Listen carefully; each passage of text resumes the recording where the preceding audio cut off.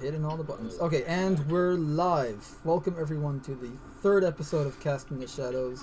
And happy Omatsu, even though it's a bit late, but it was the Israeli Independence Day this past Wednesday. I did not completely forget.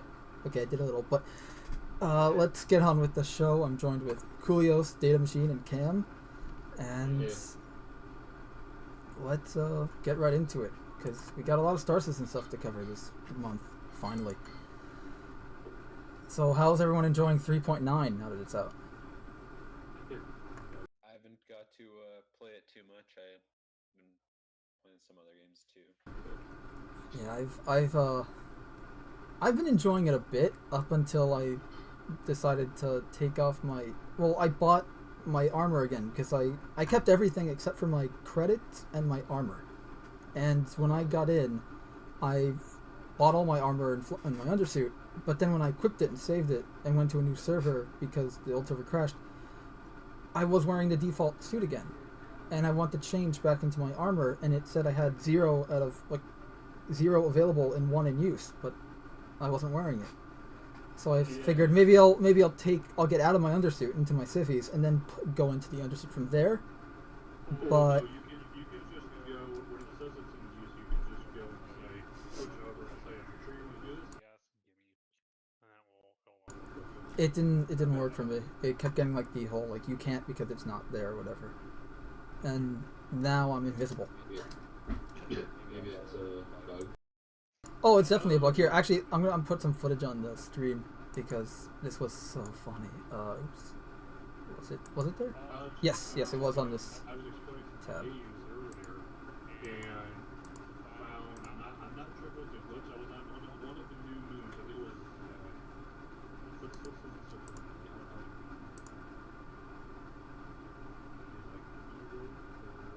whatever it is.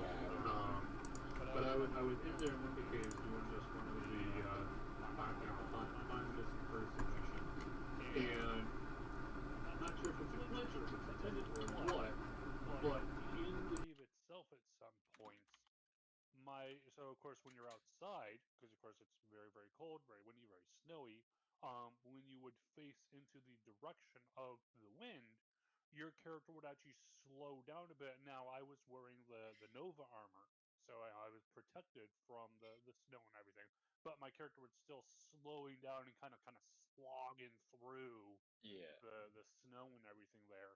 But I found myself at times doing that in the cave, which I don't think that's intended behavior, but certainly made getting out very hard at some points because I had to do a jump, and my character's trying to walk instead of run, preceding a jump. So Yeah, well, I can't see that being intended because it seems like more like something they would do with snow piling up on the ground, and if you Yeah, just like you're just trudging through the deep snow. Yeah, I mean, especially since what Microtech is supposed to have. poor NPC there.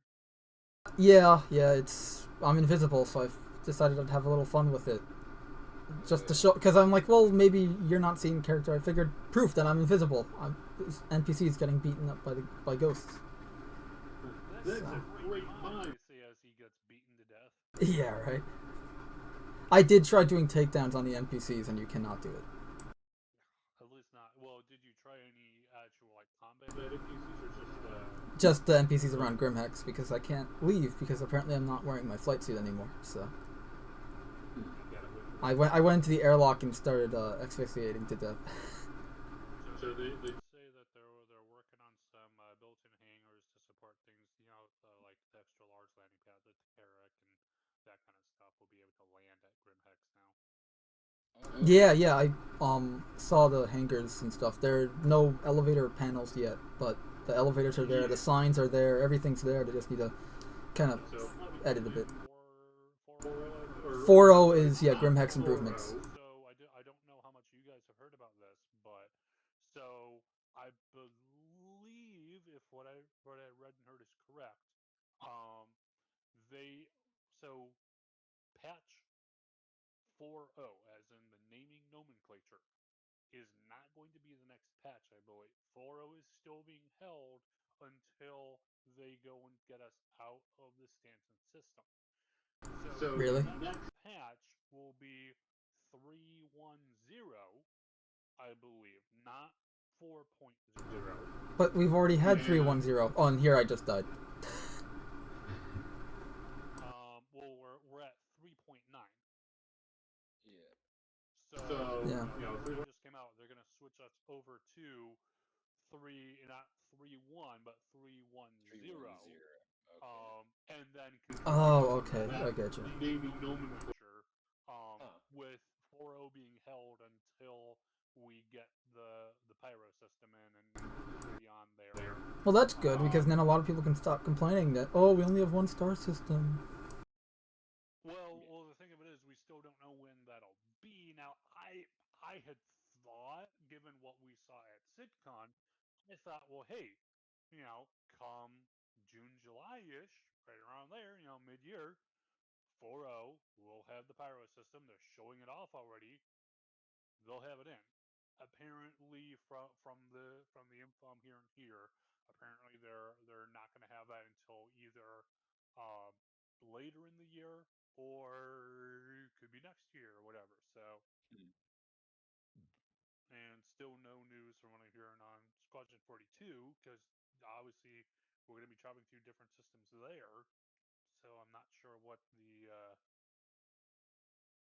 lot of those issues are coming from.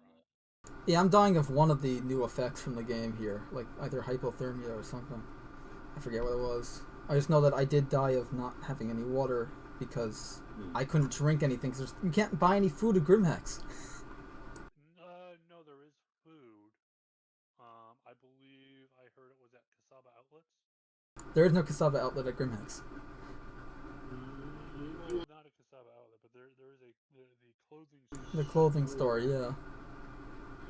I didn't see any there. I do know I have heard also at weapons stores they have MREs. unfortunately, I know I checked out. For All-Star, they had now it was relatively hard to find because it's not yet in the terminal menu, and it was sitting on the counter where the shopkeeper NPC is. It was sitting on there on the left in just like a little bitty tray with some yellow looking envelopes, and they're MREs essentially. Ah, okay. So And you can buy those individually there. Alright, well, it doesn't help me with... I tried using... So I tried pressing F1, F2, F11 to, all the different keys to open the Mobiglass up, and I couldn't, so I tried maybe I'll use the new inventory system to open the Mobiglass, because there's a prompt there, and it's clearly not working. Am I using what? Did you try using the new inventory system to equip or unequip stuff? I tried, but there wasn't an option. Because I know from there, because one of the things you can unequip your helmet from there, yeah. Well, not only can you unequip your helmet from there, but also too, you can then go and favorite unequipping the helmet. Because I normally do that, so that way on my interaction bar there, first thing over there on the right, unequip helmet. Because especially if I want to go and eat or drink, it's right there. So that's pretty nice. And one thing too that I've been doing, and I would suggest for most of us to probably want to do that, is I've been going, and when I do have the option to, I buy up like maybe like 4, 5, 6 items of food and drink, not only of course for myself, to go and sustain myself, because generally in like an hour or so, your food drink meter will probably go down about 10% or so. The food thing, yeah, I haven't noticed. The food thing I feel is pretty good. You don't have to eat that often, which makes sense. The drinking thing, you have to drink more. To be honest, it's understandable, just because. Yeah. Realistically speaking, you eat like 3 times a day, but you're drinking. Yeah, you can go days without food. Like, you can go weeks without food. But water, depending on your specific body and everything, you can go anywhere between 2 to 4 days without water. So, but I would suggest having some on you, not only for yourself, but also for, of course, other people who are sitting there going, panicking. I don't know what to do. I'm about to die. I'm at 20%. Like, all right, fine, calm down. Or I'll get you a bottle of water. Now you got to pay me 100 UEC for the bottle. I was gonna say you can start charging big and making money. Yeah, Start a water delivery still waiting service. on the damn financial app here too to be able to transfer money. Be nice. hoping Yeah. maybe next patch maybe we'll get that, but who knows? Yep, I have the roadmap here because we were talking about it. But yeah, there's a lot of glitches in this patch, unfortunately. But I did get to play a little of it. Did you guys start at New Babbage as well? Yeah. Yeah. It's nice. Yeah, but like, I mean, it's understandable that there's gonna be a few glitches. And obviously they're gonna smooth them out. So it's Yeah. not a big deal. It's just right now I can't even play, so. When they pushed out the live patch, I heard that they actually went and like reverted one or two updates from the PTU that they pushed out, so that led to some other problems there too, of course.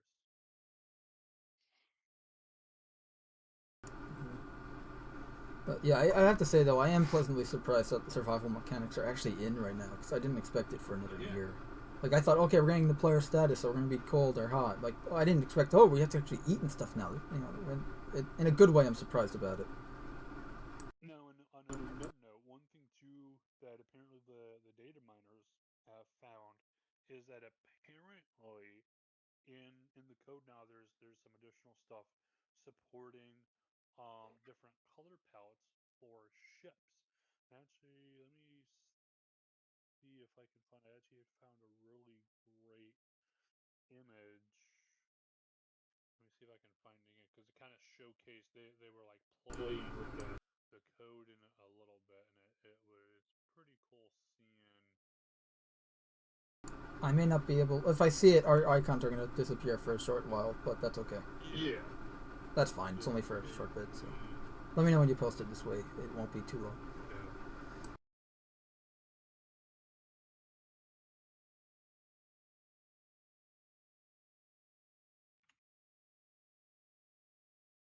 But yeah, it'll be interesting too to see when they introduce like I guess cooking and stuff. Then right, like Yeah.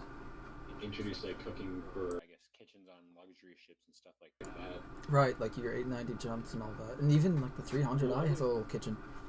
Yeah, well, I was gonna say because a lot of the smaller ships have little kitchenettes, and all. Like I would Yeah. not be surprised if like the Avenger has some little pop out little heating coil kind of thing. Nothing Yeah, fancy, something. but just enough. Yeah, like a food van or whatever those things are, Yeah. or like your hot dog thing, like your little hot dog cart. Take up space in like a book, if that. Right. Like we know the freelancer has like a whole thing, like a replicator looking thing on board. And also, so yeah, has anyone tried prison yet? No. No, I haven't either. Not. Mostly I've heard it's a The ass to try to escape from. Oh, I mean, it kind of should be. I mean, Yes. Well, you're not not supposed only just in terms of like avoiding guards, getting out of there, but also in terms of just like The clambering and stuff. They need to fix that from what I hear. Yes. It's not so much the actual method of it. It's that hey, I'm trying to jump and it won't let me jump kind of thing. Yeah. Oh. Alright, and then the player. I have to say, I love the new player friends list that they added in the main menu there. in the main menu and in game because now I'm not capped anymore at 250 people. I don't have to unfriend and friend people anymore. Now I can just continue adding. Nice. Yeah, and it included all the people I added from Spectrum as well as in game. So.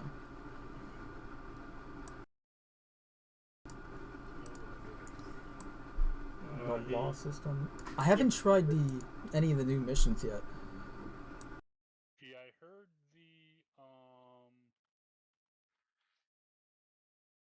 the one new mission where you're breaking someone out of a caterpillar. That's currently still available. I think it pays something like 30K. But you're pretty much guaranteed to get a crime stat because of that. So in other words, it's a good way to get into prison if you want to do that. Yeah, if you want to try out the new prison.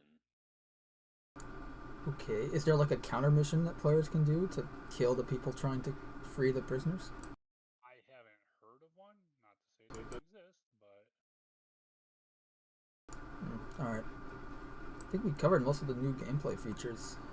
Also, has anyone noticed that ship combat is a little different? Like, cleaned up a bit? More solid. So I was doing some combat. I did another 890 jump mission, and the combat was a little bit more cleaned up. No, well, FPS combat's kind of the same, but flight combat is pretty. Dogfighting is a bit cleaner, more solid.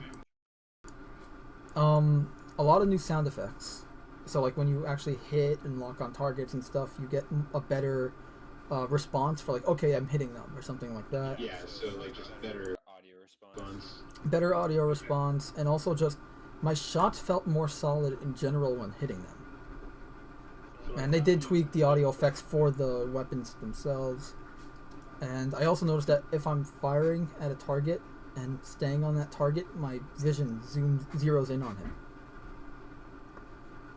If you want to go and post that image in, yeah, that was showing. So this is showing some of the possible customization options that we might have the ability to change and play with. So I thought that looked pretty darn neat. Yeah, that looks really cool. It'll be nice when you can actually start customizing stuff, you know, fully. Oh, yeah, I've been seeing a lot of subscribers have been able to customize. But this is great. To be able to soon customize our ships like this. Out eventually that we'd be able to like actually like stencil the name of the ship on the side. I'd love that. Some verification process to make sure it's not like racial slurs or anything like that. Right, like, and plus this way the game recognizes your ship as whatever, so this way, like, the name can't be used again or something like that. Well, I mean, even if the name, like, I would be fine if, like, if everyone wants to name their ship the Enterprise. Sure. Well, yeah. If it's not unique to it, I just want to have it. So then it's just like, you're flying with your buddy, and his ship is, he's got a Retaliator, and then just on the side of it, you see stenciled Retribution. You're just like, whatever. Isn't the Retribution the Dreadnought class? I don't know. The big gun with the railgun on it, the big ship. The immersiveness. Yeah. Oh yeah, like for example, I've wanted to name my I call my Aurora the Glass Coffin. It would be awesome to actually have that on the side of the ship. Exactly. Like you just see someone skipping around, you just see it, you're just like, wait, what did you say?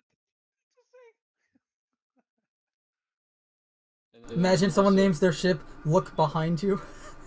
You look behind you. There's just like a freaking Polaris there. It's like, hi. Oh, I always, if I ever got a Ursa rover, I was gonna call it the Matchbox because it looks like a matchbox. I hope for personalizing ships, they add modules soon, like for certain ships. I don't know how much I hit on this before, but realistically speaking, so the Pisces shuttle. For those who don't know, the Pisces is the snub shuttle. Not really a snub because it does have a jump drive. Yeah. But it's the shuttle that comes with the Carrack. Also, too, all around just a wonderful ship. I really hope, honestly, for the Idris, like remove that freaking the Argo docking room. Put a freaking Pisces docking room in there instead, because that thing's gonna be way more useful, and it will hold more than the Argo could anyway. Anyway, so with the Pisces, it holds 3 people up front, and then it's got space for 4 SCU in the back, 2 on the left, 2 on the right. It would be wonderful, especially since they've sold it now as a starting ship. It'd be wonderful to be able to take one of those 2 SCU spaces and put in there, let's say, 3 more seats. So you could have a total of, if you wanted to, 6 extra people there, make that into a tiny little dropship. Now, again, this thing's only got up to 4 size 1 weapons, 2 size 1 missiles, and a single size 1 shield generator. This thing is not meant for dogfighting. Even against an Aurora, you're going to want to... Yeah, no, it's like 2 hits and you're done. Exactly. But it's such a fun ship to fly. Well, it's fun, but also, too, just as a stealth dropship, because already it's going to be tiny. It's got small components. You put stealth components on there, this thing's going to be pretty freaking hard to spot. Yeah, if So you're just dropping in a that'd be few one people. hell of a little drop ship to go and drop off a squad. And like I said, you got 6 people on there, plus your pilot and 2 extras. That's a squad of 9 you could have in there, strapped in, ready to go. Or alternatively, again, taking one of those 2 SCU spots, if you had, say, a bed, a single weapon rack either to one side or somewhere, or underneath, and then underneath also having a single armor rack in there, that right there would make this ship complete, I think, as a starter, because now you have the option to, one, sleep and save, because just about almost every single, honestly, just from seeing what they're doing with ships now, it looks like everything except for fighters and other short-term mission ships are getting beds. I mean, Yeah. the freaking, Mole has beds, obviously. Just about everything they're coming out with now has a bed, except for things like the Ares, because that's meant to just be a strike ship. And that's kind of out there. And the Pisces is, quote unquote, a exploration ship in its own right. Yeah. Well, it should have a bed, and then, like I said, also too, you of course would need storage for armor, just because otherwise, if you have to fly the thing, because they were saying out pilot seats, you have to be in either light armor or a flight suit for that. Then, well, hey, if I need an environmental suit, like say the Nova, that's not going to fit in there. I have to have some place to be able to store it and access it. Otherwise, I'm screwed. There's just going to be places I Yeah. just can't go. And on Well, a exploration ship, either on its own or supporting the Carrack, you can't have that. Yeah, I just want to say that I have the Pisces on screen in the stream, so this way people know what we're talking about. I was gonna say, you also have to remember for when the game actually gets released, right? You won't be able to buy ships. You won't be able to back the game any longer. So it'll be good for, say, you're working on a ship. You buy your first ship. It's the Pisces because it's super cheap, say in game, right? Yeah. At least it has a bed, right? So I think it's really good for that too. For like, Oh yeah. Well, future.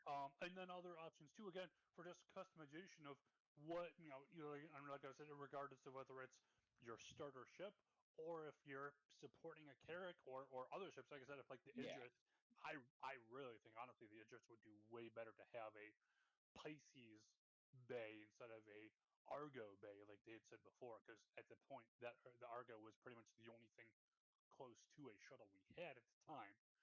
But having things like because of course you've got 3 seats for your pilot and 2 extra crew there. If you were to have in one of those cargo spots having 3 stand-up racks for armor and 3 weapon slots next to that, hey, now you're outfitting your away team and you've still got 2 SCU for actual cargo there, either stuff you're bringing back, stuff they're bringing with you, something else. But Exactly. that right there gives you a lot of versatility, and I don't think it would be too overpowered in terms of those options. Like, I'm not saying give it the ability to go and start drilling mining deposits or mine deposits or Or anything like like that. interdiction or something like that. Yeah, Exactly. Just give it the chance to actually be used for exploration, not just as something modular to a Carrack. not just pure transport as it is right now. Yeah, I mean this because when I look at it, it reminds me of the start of Star Trek shuttlecraft, but it doesn't. In the best of ways. Yes, exactly. But my point is like, why not give it more of that function? Like, we've seen them like use the shuttlecraft as like they have food replicators on them and little transporters and all that. So give us stuff like give us a bed in there, maybe a little like food storage area for it. And we need we've talked about this countlessly, Cam, about we need armor storage for it because in the future we won't be able to wear armor in the pilot seat. I'm hoping, because I know they have said before, and again, whether that's still the case, we don't know, but they had said before that every single ship, no matter how big or small or whatever, will have some kind of storage for at least one weapon somewhere. Like the Hawk, where they had a weapon rack built right into the little landing gear. Because hey, you've already got space there. How hard is it to go and affix a little bracket there to hold a weapon? I mean, in terms of in universe, True. that's hard. Plus, Exactly. like, look, rack affixed to a I'm wall or assuming, something, maybe. yeah, I'm assuming we can at least have a sidearm on our hip for when we're in the pilot seat, though. Yes, Which I'm fine. I just did that. the 890 jump mission with just the energy pistol, and I was fine. Yeah. As for why the I would still want to have, and I think what they meant is that you will be able to have a long rifle with you. right, yeah, some kind of primary or secondary. Now, some weapons they might go in later on. They might say, hey, look, like let's say sniper rifles, shotguns, regular rifles, submachine guns. These are kind of, let's say media weapons, pistols, and Weapons already do have sizes. Like size 2 is for assault rifles, size 1 is for SMGs, and I think size 2 is also the sniper rifles at the moment. And then you got the size 3s, which are the missile launchers, rail guns, the big heavy ones. I would be fine if they were like, for example, hey, look, you've got a ship here, let's say the Hawk. Like, okay, the Hawk's weapon rack will support size 1 and size 2 weapons, but not size 3. So you can't just shove a missile launcher in there and call it good. I would be perfectly fine with that because by and large you're still offering a large amount of options with that. In that, I can have an assault rifle customized how I want it, or my custom sniper rifle as I'm tracking a target, or whatever else. But I'd be fine if they wanted to limit larger stuff, like hey, no railguns in there. Like, come on, like that's Yeah, I'd be completely fine. If, like, you can't put a size 3 weapon on your weapon rack or whatever on a ship. You need you need a special one or whatever. The one the Carrack or something. Right, or something like the 890 jump where it has those like four 8 racks or whatever. Yeah. But since we're talking about weapons, I just want to briefly go how now you can actually just look at your weapon in order to add attachments to it, and you don't have to go into the mobi-glass. I love that. Such a like. I haven't either. I found out about it after I customized my weapon in the mobi-glass, just on instinct. So next time when I can play the game, because right now I'm invisible, I can't do anything. Whenever they fix that, I'll have to check it out. Down the line, because we know how long it takes for them to get like mission content out. But it would be pretty cool to have especially if you had like a multi-stage FPS mission. So um, let's say for example you get a mission. You're like, hey, there's some general bad guys, nine tails, squatting on the station. We want you guys to go in there and clear them out. Okay, fly over there, land, go into the facility, blah blah blah blah blah blah. Okay, cool. And then while we're mopping up the last of them, we get a comm call that says, "Hey, we just got word. Nine Tails was actually working for OMC in this case. We just got a bunch of and we'll say in this case OMC are compared from like a Nine Tails is like a little tiddly little. Yeah, well, because we know OMC is the big bad, the human big bad of Squadron 42. So. That's knives or stuff like that, and we're just like, oh damn, okay. And so then it's like, okay, hey guys, switch your weapons over to silent if you got it, so that way if right. take them down and won't hurt the rest. And then you're trying to be stealthy, make your way out of there without getting, let's say there's like 20 or 30 of them, you got a 4 or 5 man team. You're like, sure, we might be able to do it, but if possible, we probably want to slip out of here quietly. And that would give us the option to do that just on the fly. Just, all right, put my silencer on here. Okay, let's. Right, like we need to be able to carry, because right now we can carry everything because we have Fallout type inventory, except without being encumbered. I still have 228 SMGs now. Yeah. And like in the future, we'll only be able to carry whatever we can carry. Like I'll only be able to carry 2 guns on my back, a sidearm, and whatever 10 items that my inventory allows. Thought there. So when it comes down to it, I wonder how weapon attachments will work. In that, are those going to just be accessible anytime, anywhere, or are we going to have like some kind of is there going to be a pouch somewhere on our. I hope there's a pouch that allows you to carry at least like two of a kind. Yeah, it'd be like okay, you can hold a scope. You can hold, you can hold like one of each kind of thing, or like two of each. So you got your two main weapons, and then another set for like your. Yeah, this way it's like you got your size 2s and your size 3 attachments, or size 2 and size 1 attachments. Something like of your choosing. Like you can only have one scope for each or whatever. Silencer out. Like I don't ever expect them. Like maybe you'll play a little animation of like unzipping a pouch, but No, they just having the animation of you screwing on the suppressor and attaching the scope on the slide is good enough for me. Reach to like if you've got yeah, I mean they have the animation for like if you press 6 on like a random item, such as like you pick up a glass of beer and just press 6, it just has the animation of putting it in your belt. Like just do that. Just have that same animation. Pull out like a suppressor and start screwing it onto your gun. You're good. I just think that it could support some interesting missions now if the back end code and the NPC code is up for it. Which that's another thing. We're getting close to beta here for Squadron 42. I fucking hope we're getting close. Supposedly, beta supposed to be in late 2020. I'm suspecting 2021. But beta is supposed to start at the end of Q2, so June. Supposedly, it will move to beta.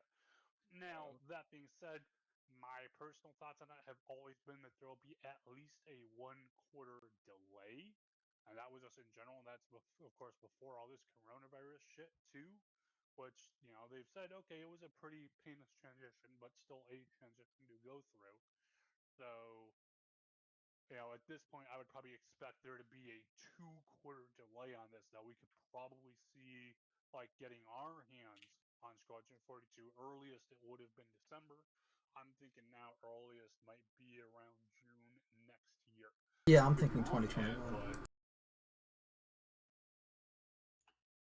It would be funny if it was 2022. But yeah, no, the weapon thing would be. As for the AI, like I remember thinking back to that old vertical slice demo we had of Squadron 42, where you were using knife to silent takedowns, and now that we have knives and silent takedowns in the game, I can't think or find any scenarios in the game where we can actually use a knife. Yeah, whereas a gun will just be better. And I mean, that's like outside of the prism system with shivs, which I can see. Yes. Yeah. But if you're not using the prism system, then you're going to use a gun, right? You're not. Exactly. The only time you'd use it right now would be if you were on a bunker mission and an NPC just comes up and tries to destroy me. You just go, oh crap! Middle mouse button, bam, takedown. That'd be about it.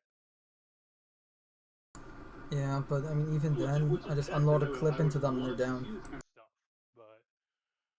I think most of it isn't due to like why do we have this mechanic. I think it's just the AI. We need better FPS AI so that we can, cause think about like in a different game. Like yeah, you have scenarios where you can use a knife and a gun. It's just up to you. But right now the AI are kind of whenever they see you, they're dead shots, and when they don't see you, they're just fumbling around. Like idiots, or as soon as you see them. Yeah, pretty much.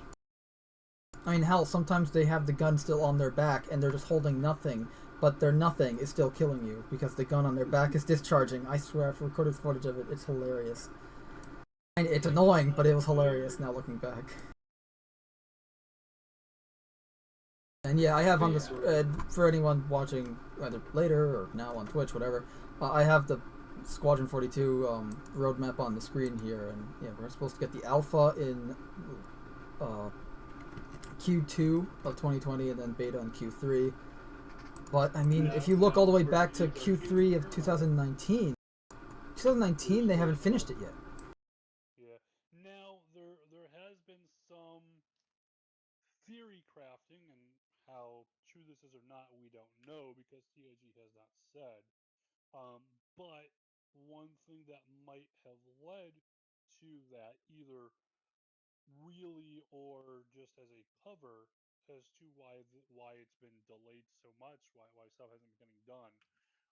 CIG did just recently win, or rather have voided, a lawsuit with Crytek over the Yeah, use of their their engine and a engine. couple other Yeah, and the whole thing, Amazon bought the Yeah. engine, and Amazon said you can use it, and it's a whole mess. So there's been some ideas put out, and again, this is mostly by the community, that a possible reason why since about three, since about quarter 3 2019, that there hasn't really been any progress shown on the roadmap, at least for it, is to kind of put up a front for the legal battle that was going on, and that shortly thereafter, after it being resolved, in which case it has now, that we might see some sudden growth spurts on it. And that being said, I think that case was resolved like 2 months ago, stuff like that. It's been a little Yeah, bit, it was a little bit. and there still Yeah, it was definitely early this year, and as I have on the screen now, the roadmap for Squadron 42 hasn't been updated since early March, so like within the first Yeah. Friday of March, I'm pretty certain. Now, one other thing I had heard in turn, and this is from an official CIG statement, is that for Squadron 42, of course, the way it's presented is very, as shown on screen here, is very much a here's this mission, this mission, this mission. It's very much a linear progression. And the way CIG was saying it is that for a lot of these missions, because let's say if you have two missions, let's say it's mission number 3 and mission number 42, that both require a certain tech, let's say atmospheric flight being tuned in. Until that tech is done, neither of those missions will be considered complete. And so that is one reason why you have stuff from then 2019 and earlier even, showing as not being completed, because there's components that are still being worked on. That's not to say, like, the mission isn't almost done, or whatever it's say, but it's not accurately reflecting the Yeah, current state. And I think they did say they wanted to change the roadmap design at some point to try to find something for their public facing front to keep us at least somewhat in the loop still, but to more accurately reflect that. What they're going to do with that, I don't know. We haven't heard or I haven't heard too much more on that, but that is apparently one reason why there hasn't been any real movement on that. So I'm hoping that's the case, and they're just chugging away at this stuff nice and dandy. But we'll see, and time will tell. Yeah, well, we'll continually cover it over the following episodes, but because we may, yeah, as you said, like, we'll see probably a sudden growth spurt now that the whole Crytek thing is over. I just wanted also, you were saying that we should have the Pisces instead of the Argo and the Idris. I think the reason we don't may be a lore thing, because Anvil makes the Pisces, and Anvil and Aegis are kind of competing military manufacturers. True. So That's perfectly possible. Although I think a larger reason. I mean, one, yeah, it's just Aegis, but at the time, because when they came out with the Argo, there was the Argo Cargo, which is of course the cargo module, and and then then there's the the Argo transport one. personnel module. That was the only thing we really had that in any way, shape, or form consisted of a shuttlecraft, and they were saying they wanted something to both carry people True. and cargo to and from the Idris. And just that being said, I really think, at least in terms of how the Argo or not mole, the Argo cargo and Technically, it's called the personnel MPUV, but yeah. module versus the Pisces, I think the Pisces for a for a carrier ship that's often going to be operating alone, at least with its escorts. But besides that alone, the ability, because how much SCU space does the Argo cargo have? I don't know. I'm not entirely sure. I can quickly Google it. I don't have the Chrome tab on the screen. If we give it 4, which I mean, I remember its cargo section is pretty cramped, but let's say we give it 4 cargo. Even then, the Pisces has the ability to hold 2 extra people because the Argo holds the 1 pilot. But then then the bigger advantage, I think, and this would really be the killer for me. 2 SU. Okay. 2. But the huge advantage, so not only does the Pisces then have double the cargo, but it also has weapons, because I don't think the Argo has any, but regardless of that, you don't want that in a fight. But it has a jump drive. And that means that little Pisces is now a escape craft as well. Which again, if I was a captain with a vessel, I want as many options, as many choices open to me as possible. And hey, if I've got a little shuttle, I can throw 10 people uncomfortably, but still throw them in there. Be like, get the fuck out of here. I mean, if you're in an Argo passenger, sure you can do that, but you're stuck in not only the system, but at whatever planet you're at. It can't jump anywhere. Yeah. But you can make the argument that the... You can get the fuck out of there. Be like, get to near space and be like, help, help, help. We need help over here. The problem is with the Pisces only has 2 jump seats. The Argo MPV transport has, what, like 8 in the back there? Yes. Yes. And you're not wrong.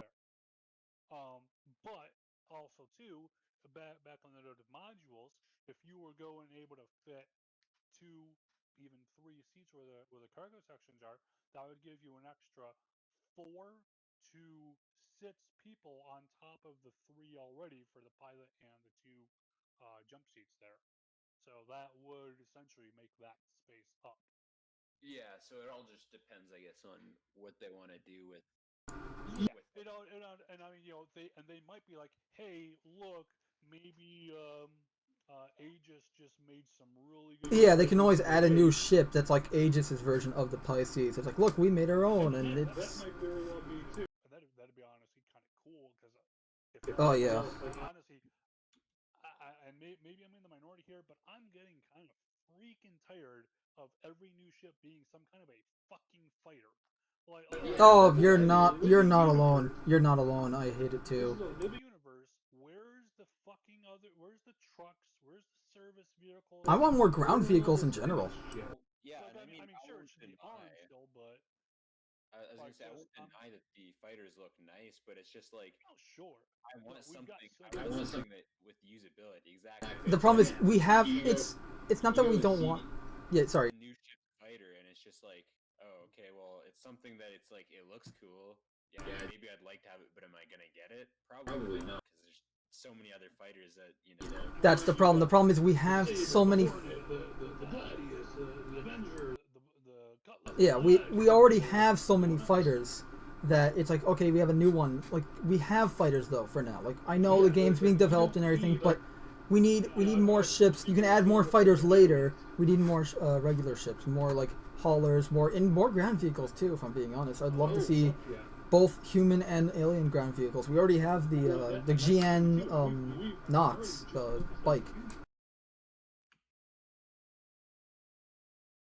So I'm hoping now. Then also too, I have been hearing some rumors there might be because they've got We still have some ground vehicles in concept. We got the Origin X1 bike, and then we have the actual wheeled motorcycle from Tumbril. I have all 3 of them. When you look at what the vehicles are right now, it's either the bikes or it's something that's used for, like, shooting. It's not like yeah. I mean, also that's another thing. I want a proper APC. Yeah. I want. Yeah, exactly. I just had a terrible thought. Don't share it then. A RV camper vehicle, just completely fucking civvy. It's literally just like it's got a bed. It's got. Well, considering how I wanted like regular speedboats in this game eventually, yeah, why not? Why not? I mean, people are going to be doing farming is something you can do in this game. Why not? Exactly. I mean, we've already promoted the idea of like having luxury spaceships, luxury experiences in the game, so it's not that far. Yeah, make a luxury ground vehicle. That's not a bike. The Origin J35 camper. Right. It's gonna look like the X1 but giant and like with a trailer. It looks literally like the old aluminum. Yeah, just what were those old ones called? something foil? Oh, I know what you're talking about. I don't remember. But what everyone makes fun of the freelancer for looking for, like, right? Yeah. Yeah. Like that style, and it's just a, in the origin colors, but it still has like the chromey kind of style, and it's just like Yeah, it's super round. it just becomes this big old joke. That'd be hilarious. I'm just gonna put an origin ship on the screen here for a second. But yeah, that's an origin ship. Airstream, right? It was Airstream. Think so. But yeah, that like more ground vehicles would be great. Like I want an APC, like a proper APC, because the rover is an exploration rover. It's not meant for combat. Like it has a turret, which a size 1 turret, but it's more for like self-defense. It's not like and taking out infantry. It's not like a. It's not an armored truck that you can use to. Right, and I don't even care if the APC doesn't have any guns. I just want something armored for ground transportation. Which is why I kind of like the ballista that we have. It's sort of that. But it's not for transport, it's just a missile pod launcher. Like something the same size as the ballista chassis. The front half, not including the... Yeah. Ooh, you know what? What if Anvil made the ballista, like a version of the ballista, like call it something else, but it uses some of the same assets, and it has that thing on the back that attaches to the torpedo, the mobile AA gun, but instead it's an APC, and you can like use the APC to also like tug other things with this little nudge. That would be pretty cool. That would be amazing. I would love to see the ability to tow for ground vehicles. Now, well, yeah, that's what I was gonna say. Is like a tow truck for a ground vehicle or something. What about a Banu truck? I mean, they're always merchants and traders. You're telling me they don't have any ground vehicles? Like a hover truck or something? Yeah, like a mobile shop. Yeah. Like we were talking about those food truck vans earlier. Like what if they have a literal one, except it's, because they're always merchants and traders. Who cares what they're trading or merchandising or whatever it is? Of course, if they do have the ability to go and tow for ground vehicles, I would want to see some kind of a similar system also for our spaceships as well, in some way. I don't know what exactly that way would take, but I would still want to see something similar. Yeah, I mean we have the Argo SRV, which is the search and rescue vehicle. It's pretty much a space tug, so why not have a ground vehicle version of it? You can even say like, oh, Tumbrel Land Systems new whatever the name is, tug vehicle, like a towing truck. Speaking of which, how the hell long has it been since we've heard anything about that damn tractor beam? About that? Oh, the SRV? No, just tractor beam technology in general. Oh, what was the last time? It was probably sometime last year, wasn't it? I think the last time I heard. No, it was during the SRV thing, whatever that was. The SRV, and then before that, after the Cutlass remake. Yeah, because the Cutlass Red should have one too, right? I believe so. Yeah. Yeah, on the top ground vehicles, I really hope they add in like physicalized cargo. So like a vehicle for that too would be really cool, like a forklift type. Yeah, because that's the reason why I got the Dragonfly, because it has 2 seats, can carry cargo, and it's a cool hover bike. But the cargo slots are really tiny. You can't just put like a mission crate on it or something. Yeah. Maybe in the future we'll have smaller mission crates, which would be cool. They're not all just the giant box, but there'd be, various sizes and such. But yeah. Also, we were talking about weapons earlier, and I wanted to mention that not weapons. We were talking about ships. We're talking about ships now. The Xperia Prowler. Has anyone flown that yet? No, I have not. Okay, so I'm just going to put the trailer on the screen now. I muted the volume. But essentially they made the Xperia Prowler. We talked about it a bit last month with the it's a stealth, it's a remake of a human remake of an alien stealth dropship. and I've seen some tours of it. I haven't played around in it yet, but I've seen some tours of it on videos and streams and whatnot. And it's got air shields, so it makes use of those, similar to what the Idris has for its hangar. Yeah, I don't know. I'm not a huge fan of its design. I'm more interested in like what a lot of the features on the ship mean for future ships rather than the ship itself. Yeah. Like the air shields. Like, okay, cool. Now I've got myself thinking what ships can use air shields. We know Aegis. We know Aegis Dynamics uses air shields on their Idris and probably on their other larger ships. What other ships are going to use it? Now, one thought too, I had checked one out earlier, and I've seen a couple of videos on the Prowler as well. Have we seen any weapon racks in that thing? Because I know at least with the Valkyrie. Let me check. But I haven't seen any, and I mean, now bear in mind, of course, it is a Taviran-based ship, so the design of it might be different. We might not recognize them offhand, but I just hadn't seen anything that seemed to kind of jump out to me of being weapon rack-y.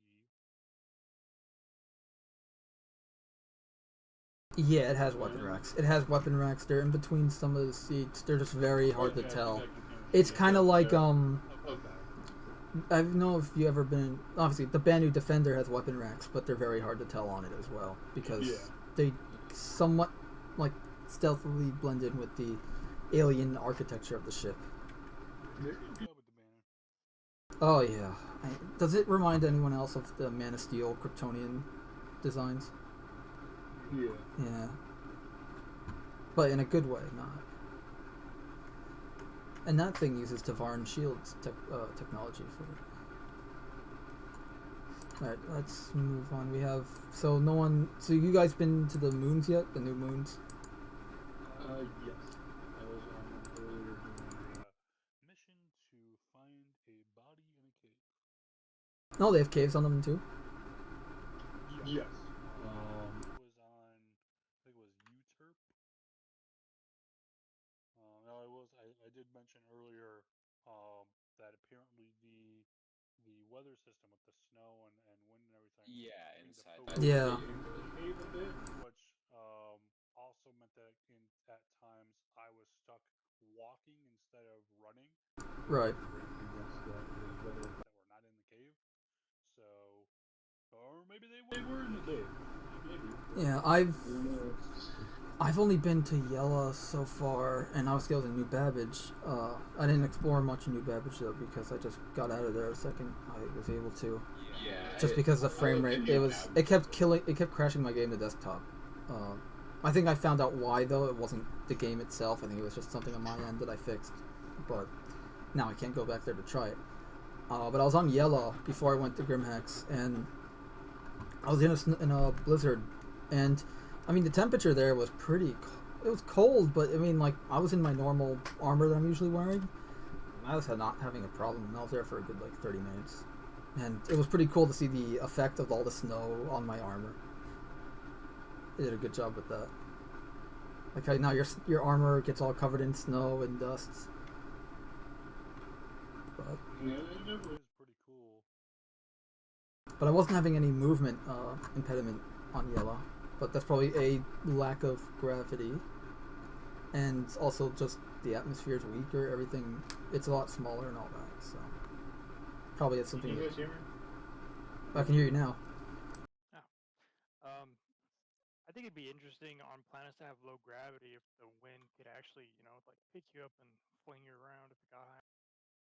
Oh, that would be pretty cool. How would the wind effects themselves, though, be changed due to a low gravity environment? Would they be changed at all, or? I mean, you think they would because low gravity means the mass of the planet's not as big. So, it's a good question.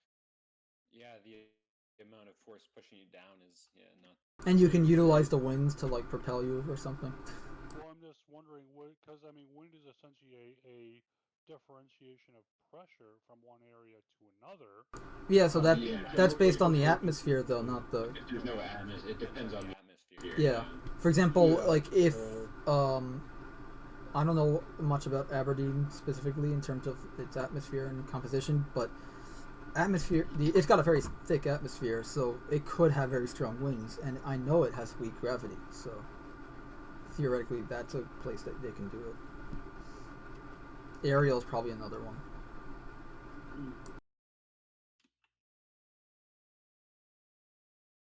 Alright, so I think we covered most of the current state of the game. I mean, I'm still glitched and invisible. I haven't logged in since Thursday.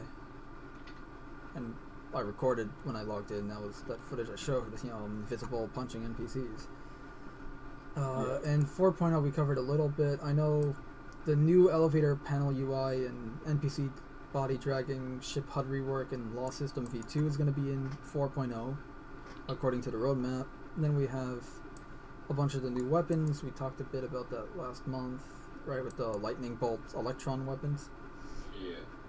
Which are, I think, stun weapons, right? Yeah. Electron weapons are the stun weapons, yeah. Yeah. And then, so I didn't notice this because they just changed it, I think, last week or this week or whatever. But the Cutlass Blue and M50 rework are now going to be in 4.0. Nice. Yeah. So. Did you see the design it looked like they were going with for the Cutlass Blue? I did, and it doesn't, like, it looks good. Yeah, it looks good. It does look like it's a bit of a bolder design for the color. Like It reuses that old canopy design they had for it, which is great. Yeah.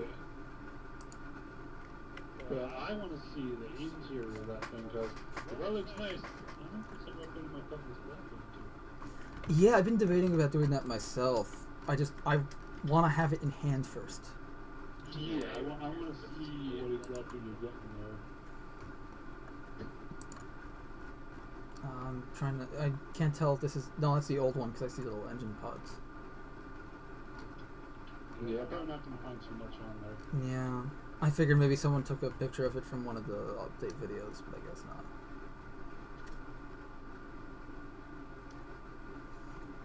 But yeah, it's.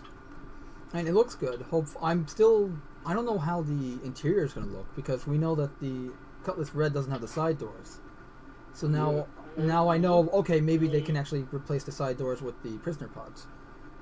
Well, it looked Like from what I was seeing from their mock-ups of it right now, it looks like the blue is going to be keeping the Cutlass Red's side doors, like those same kind of gantry style.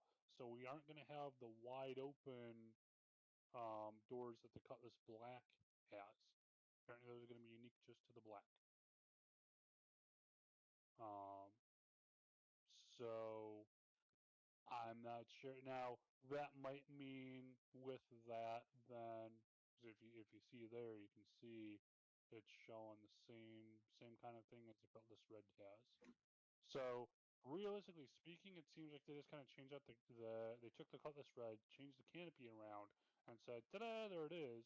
And I'm thinking we might expect to see something very similar to the red. So we'll have a um, little airlock section when we go in through the ramp. Yeah, I see that. the Yeah. main room, and then there will be some prisoner pods. There, maybe like a couple weapon racks or something like that to gear up, and that'd be it. Yeah, I like. I think they decided to go with B, right? Yes, I believe. Yeah, they went with B, or at least a variation of B. So most of it is blue.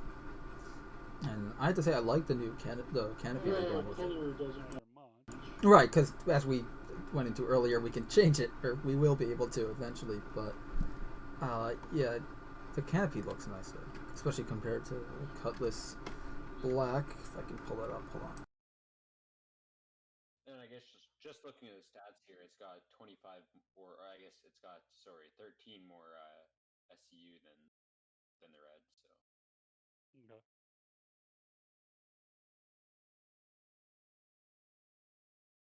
Yeah, so there's the Cutlass Black. Yeah, it's cool looking ship.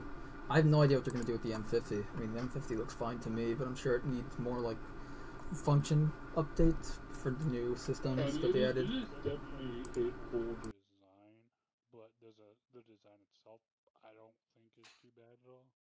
they may want to update the design to match the origin language design, whatever they call it, design language. Yeah. They may want to, this way it looks more like an origin ship and not completely standing out as like a unique ship in the game. And then there's the M50 rework, right? Yeah, that's so their update, I think it's called on the roadmap, I think. Yeah. No, it's possible. So what the event? Again, forget the name of it. But there's Improvements. Coming up here. It's going to last about a week here, and there's also going to be a free fly event there. So for anyone who has not played Star Citizen before, that would be the time, of course, to check it out. You get to go make an account on the website, completely for free. You don't need any kind of credit card or anything like that at all. You just need to have an account on the site and then download the game. And well, you have to type in the code and then download the game. Yeah. Check it out, and you get the same access and everything that the regular backers do to the game, and can check it out for a week. Yep, and we'll be here to help you if you need any help. If you don't have access to it after that week, I would then have to buy it to continue playing. Yep, and if you guys want, you can play with us, because we'll be doing Star Citizen pretty much all the time. So. Yeah, and I definitely say if you're even close to thinking about getting Star Citizen, to try it, because it'll definitely help with your decision. Or at the very least, watch some streams of it. Yeah. Yep. Alright, so I think we're pretty good on Star Citizen this month, right? Yeah. Unless anyone else have anything to talk about? Nope. Alright, so let's move on to gaming, because I think most of the episode's going to be the gaming stuff. So we have PS4... Well, first let's talk about Bethesda, because we have a lot of Bethesda news, actually. So let's first talk about Mick Gordon leaving Bethesda, because and quoting him, he never wants to work with them again, or something like that. Actually, I have a link to that, I For those who believe. don't know, he was music director. Yeah, Mick Gordon made the music. He's the composer for Doom and Doom Eternal. Did he say why? Like, was it I'm looking for the article. Hold on. So the too long don't read, from what I remember hearing about it, was that so you guys composed up the music for it, and I was like, hey, here it is. It's ready to go. It's put, it's got tied to all the right places. It's ready to roll.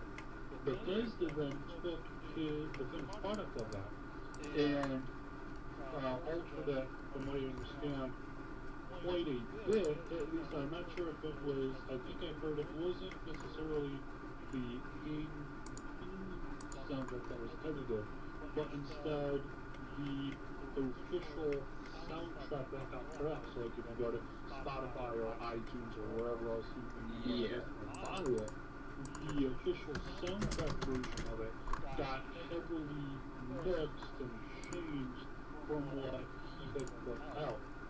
So the game itself, when you hear again, you play that, you'll hear the music as intended as it should be, but if you go to listen to or buy the music, it is somewhat heavily edited from there, and apparently they did not consult him or even let him know what's going on. He found out about it afterwards and was giving people to think about it. And so That's too long, don't read from what I know. Okay, and so at that point you'd have to wonder what Bethesda's doing at this point. Like, they're just... I don't know if they think people will be happy with that, or... Like... Because, like, generally speaking, when you buy a soundtrack to get... You're buying the soundtrack to the game. You're not buying something edited from what it was, you know what I mean? Especially not when it's mixed, like, by the composer. Specifically for that game, right? It's not like they use music. Well, did they mix, for example, was the soundtrack mixed by him for the one, like, for example, if you buy like the collector's edition or whatever, and it comes with the soundtrack and all that, back in the day it used to be like separate DVDs for the soundtrack and the game, and came with art books and all that. Like, did he do that for the game, for like any special editions, or was it done by someone else? Yeah, that's a good question. Or like the special edition, like the soundtrack that come with them, are they? Alright, so this article... I heard just the official soundtrack was changed.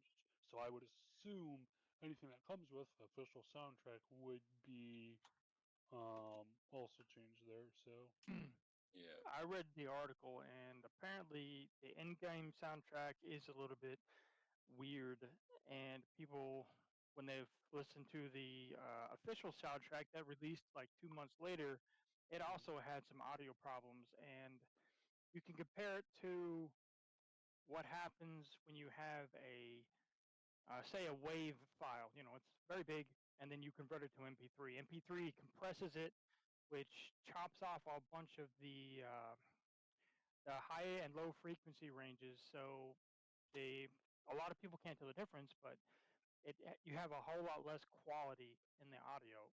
So that's pretty much what he's saying they did to his tracks. They ran it through some kind of compression or filtering, and it's muddied together pretty much. And can I just say, Data knows what he's talking about because he makes music. He's made music for games that his brother made. So yeah, I don't understand why Bethesda what's the point? I don't know. Maybe it was a mistake by some people who couldn't understand.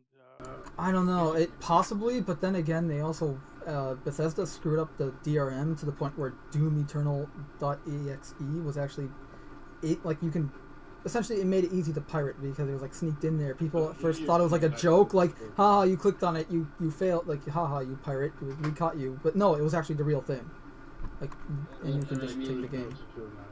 Even if you wanted to argue that this was some mistake made by somebody who didn't understand, why would they have people like that working, especially like on audio for something as big as Doom Eternal?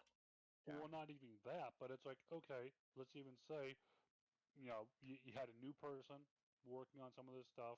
You found out, oops, there was an issue, and then to double down and stay on that issue when you're being told by the one of your leads that, hey, this is a problem, and you go, nope, this is how we're doing it,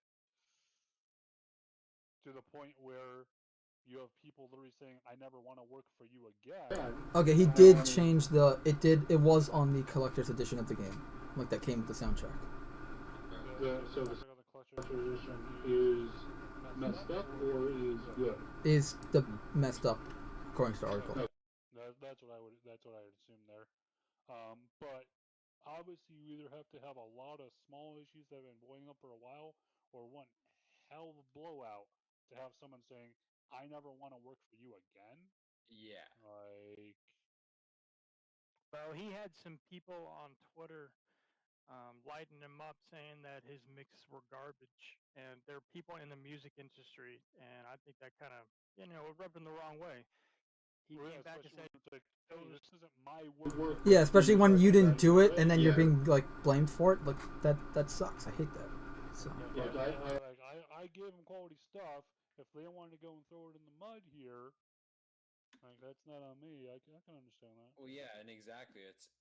And that's the other thing, like you're saying, is Bethesda's not only doing this without contacting. They're doing it basically in his name. Like he's the guy who it's under him. It's not, it's interesting. I think Bethesda as a company is making a lot of big mistakes. Yep. Oh, speaking of which, Wastelanders came out. The DLC that makes Fallout 76 a Fallout-like game. With NPCs and dialogue options and actual, a whole RPG thing. Oh, they should have done, yeah. And from what I hear, it's pretty bad. Anybody else read that article or hear about the NPCs that were stealing people's... Yes, the NPCs were stealing your legendary items, weapons, and armor. So it's and you couldn't get them back because when they took it, it deletes them from the game. I laughed so hard when I read Oh my god, it's wow. Just one after another here with it. Honestly, either whoever the lead is for 76 is either trying their they either just fucking hate Fallout and want it to die, or they just could not give less of a shit about this project, or they're living in such a complete fucking fantasy land, disassociated from anyone else in the real world here, and no one is bothered informing them that they ain't living with the rest of us here. Or But either way to say, it's a dumpster fire. there's one more possibility that the people that are working on it now are just a skeleton crew, and there's more that needs to be fixed in their Yeah. doing. Well, It's just one that slipped through quality control. Even if it was a skeleton crew, the amount of bad decisions being made, like not just like if it was just like the bug where the NPCs could go and take your gear and it gets deleted, like I can understand that to a point. Like if that slipped through, that'd be one thing. But just the amount of sheer not just incompetence and bugs, but of bad and worse decisions being made, Yeah. that says someone's intelligently guiding this thing into the fucking dumpster fire it is. And Yeah, and although it's from what like I hear, Wastelands in general, people are enjoying it. Having actual NPCs, because realistically, before this, for the main storyline for 76, unlike in other Fallout or general RPG games where you have quests, you have NPC interactions, you have story, and instead of that, you remove all those elements and you put in a bare minimum of recorded messages to move and notes to find, because everyone loves a walking simulator, and say, well, don't worry, all that stuff we took out, player interaction will go and solve all of that. Yeah, if you've ever been anywhere where all you need to do is look at freaking Rust and see, oh, player interaction is going to end up with a few clicks of people and a whole lot of fucking trolls. yeah, exactly. That's not what you want to build a video game off of, is depending on the niceness of your community. No, it was just laziness. Like, I don't even think it's something. I don't even think it's Rust as a game is fine as a game, but I think it's just the fact that they want an RPG game, right? It's not designed to be that type of game. Yeah. yeah, but that was such a abyss. Like I know we saw we watched E3 together when we saw the Fallout 76 reveal, and like we were I remember you and I were talking about how like we just wanted an Fallout co-op game, not. Yeah, a game that has story in it. That has, NPCs and all the normal stuff of a Fallout game, just also with the ability to experience it with Like a co-op. friend. Yeah, exactly. That's what I thought they were going to do when they announced. That's what everyone thought, and we're disappointed. After not only so after 76, of course, you had Fallout 4, which to me at least, coming from 76, was a huge letdown for a Fallout game. And not only that, but just comparing both New Vegas and Skyrim, both of which were good games in their own right, and then going from that to the lacklusterness of Fallout 4, and then they're like, "Hey guys, we're making a new Fallout game," and we're like, maybe they learned from their mistakes. Maybe this is going to be another 70, or maybe this will be another New Vegas here. Maybe this is going to be it. And for it to end up just a bigger dumpster fire that keeps getting ever worse, it was honestly painful for me. I mean, I'm a huge fan of the Fallout franchise. I love the aesthetic, the idea of it. The games have been great up till now. Yeah, But to just see it get ruined, Kind of like with me in Assassin's Creed. Exactly. Like my brother and I. My brother and I are huge Assassin's Creed fans. We used to play like the originals and all that. And like after we kind of lost interest with Syndicate, not because it was a bad game. It was just I really liked what they were going for gameplay wise with Unity, like the whole, you can play online co-op and do like I thought that was perfect. That's what I wanted. You can play Assassin's Creed co-op with your friends. That was great. And then they just abandoned that, and I'm like, well, I'm not gonna buy the game. If it's just more Unity. I already have Unity. and then Odyssey was just this isn't Assassin's Creed anymore. I mean, from Odyssey, Origins and Odyssey, like yeah, I'm sure they're great games. I played a little bit of Origins, but not Odyssey, and it's kind of like they wanted to do timepiece historical fantasy RPGs, but they didn't have the balls to make a new franchise, so they rely on the Assassin's Creed IP to help sell the game. That seems to be Ubisoft in general nowadays. Everything's just relying on past IPs or like the Tom Clancy name, and just it's. I'm not seeing anything good that's come out of there for, geez, maybe a decade or so. But yeah, Just like, so much run to the ground. and it just makes you like, I mean, with the Fallout stuff and all that stuff, it just makes you wonder what are they gonna do with Elder Scrolls? You know, the new Yeah. Elder Scrolls game. What, like, Well, how is this gonna go? and what's said to it that it is best case scenario. They've just decided to say, or their whoever their lead is for Fallout 4 and then 76 has decided to say, fuck the Fallout franchise. So at best, they've nixed an entire franchise because someone doesn't like it. At worst, it's a trend of what their games in general will be. No, Exactly. it's definitely worrisome if nothing else. And we'll see with Starfield, which is their current in progress design. I assume we'll probably hear more about that probably in the next couple months. Maybe around when E3 would have been, they might have their own little Maybe. thing, or during QuakeCon or something, they might put out some information when they would have had that. But that is, I believe, being made in the Gamebryo engine, or Creation engine now, as it's called. So same engine as Fallout 4 and Skyrim. Yeah, the Creation engine. It's like, and it's an engine that the modders know so well that they're literally just able to pull assets from Fallout 4 into Fallout 76, like the Brotherhood's Pridwin and stuff like that. I'm like, use a new engine. I get it. You're lazy and cheap, and you don't want to use a new engine. And because the modders know it so well, because it's over 20 years old. Yeah, really. Like, honestly, at this point, get something new. And I have heard rumors, and that's all they are until they're substantiated, but rumors that with Elder Scrolls 6, so that would be the game after um, Starfield here, that they might be using a new engine, but then they called the Creation engine a new engine from Gamebryo, when it's really just the same thing, patched and modified and stuff like that. It's like, no, we need something Yeah, actually I new. mean, like, Now, that being said, I do hope if they do go with a new engine, or rather when they do, if they ever do, I do hope that they keep the physicalization of items in the game world. So things like, you walk into your house and there's a bowl and it has apples in there, and each of those apples that you see is a real apple that you can pick up and eat, keep in your inventory, chuck it at your stupid father for being stupid, whatever.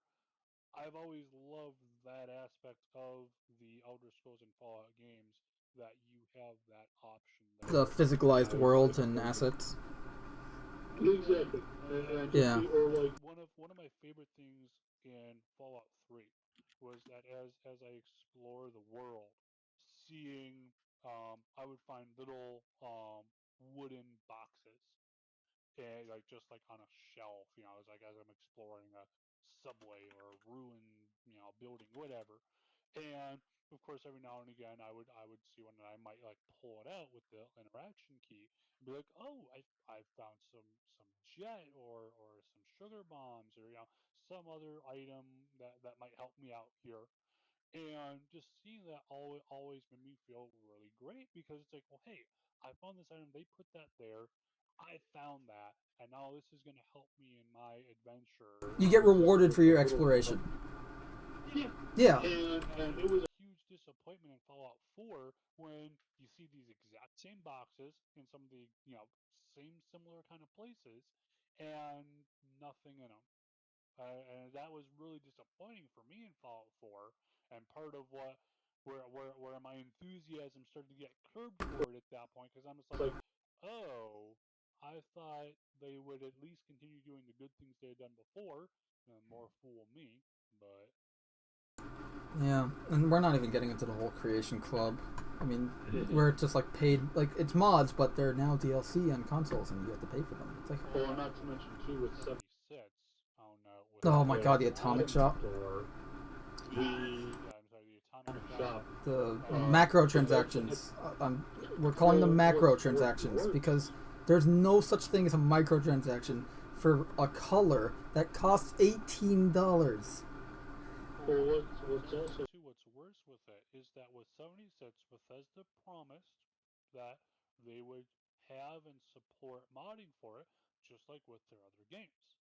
Um, Now, so far, we're at about a year and a half out now from its launch. We're close to 2 years now. Zero talk on modding from Bethesda on it. The only clue we really have is one, we'll note the game is a online only game, being a MMO style.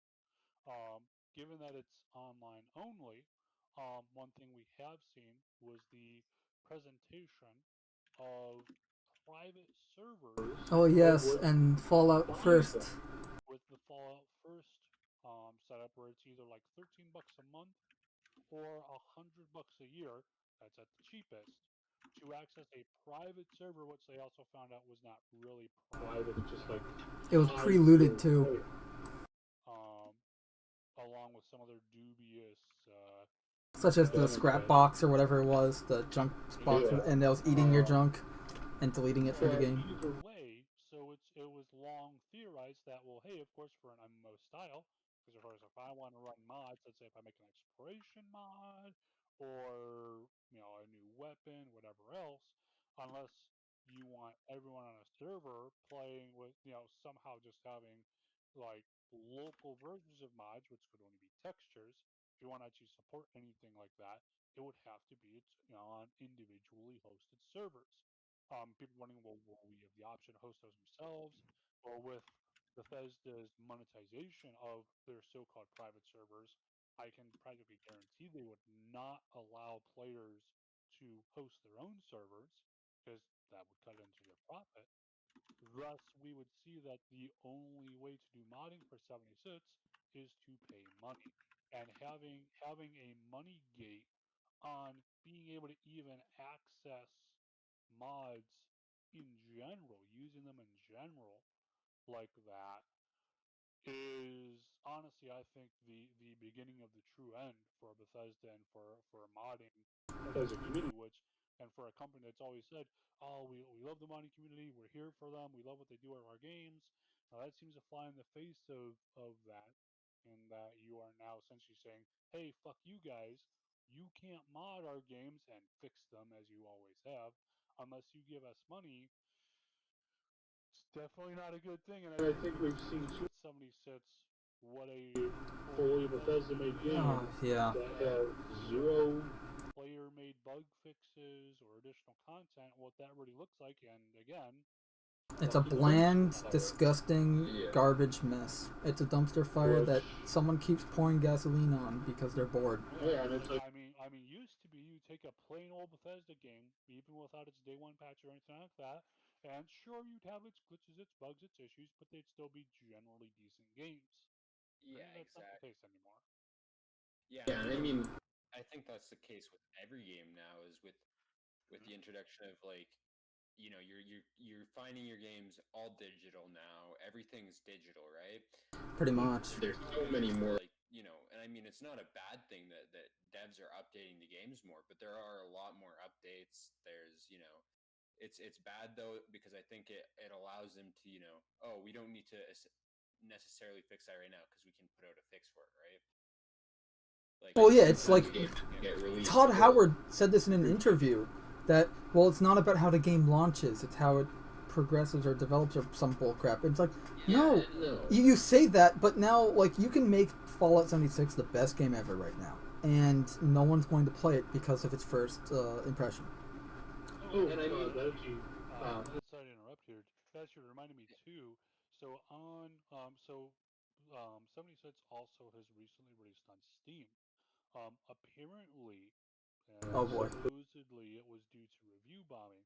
But apparently on Steam, it currently holds a mostly positive rating because several thousand, I believe, negative reviews were deleted by either Steam or Bethesda or some conglomeration of them. But they were removed because it was saying, oh well, those don't count. So bear in mind people too, what you see on Steam might not be reflective of the actual state of the game, and if Hooray. or Well, many negative reviews are being removed while the positive ones are being kept.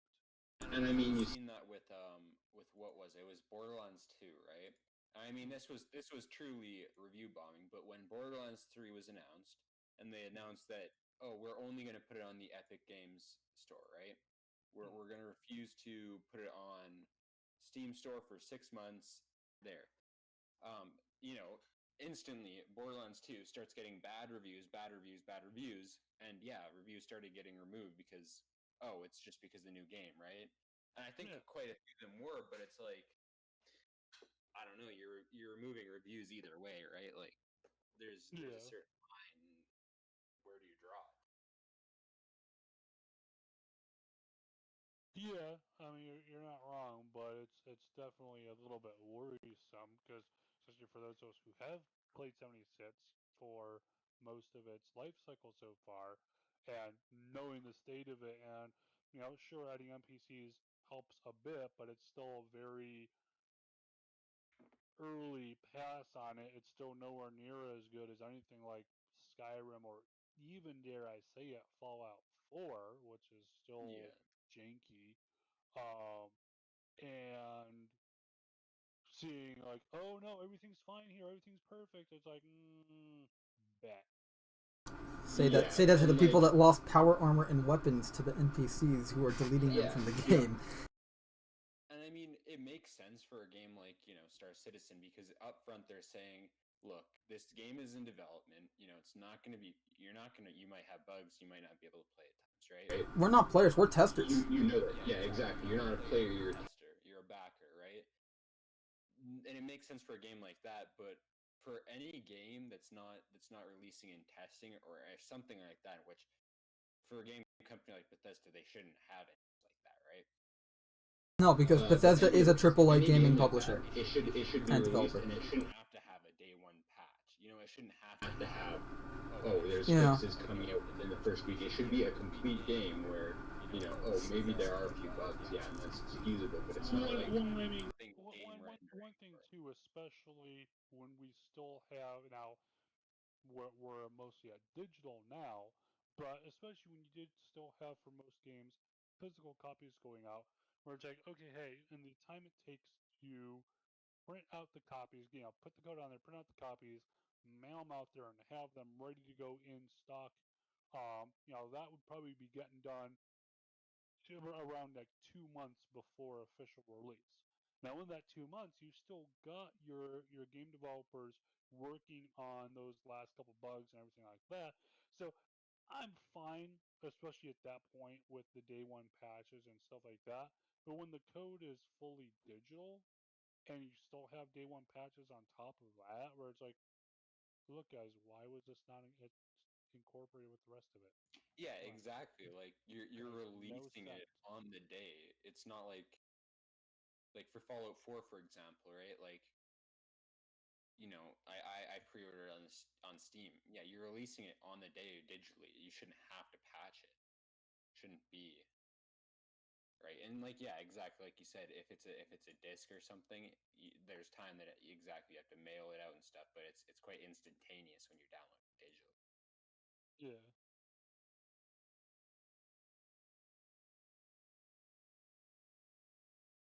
Yeah, I don't know.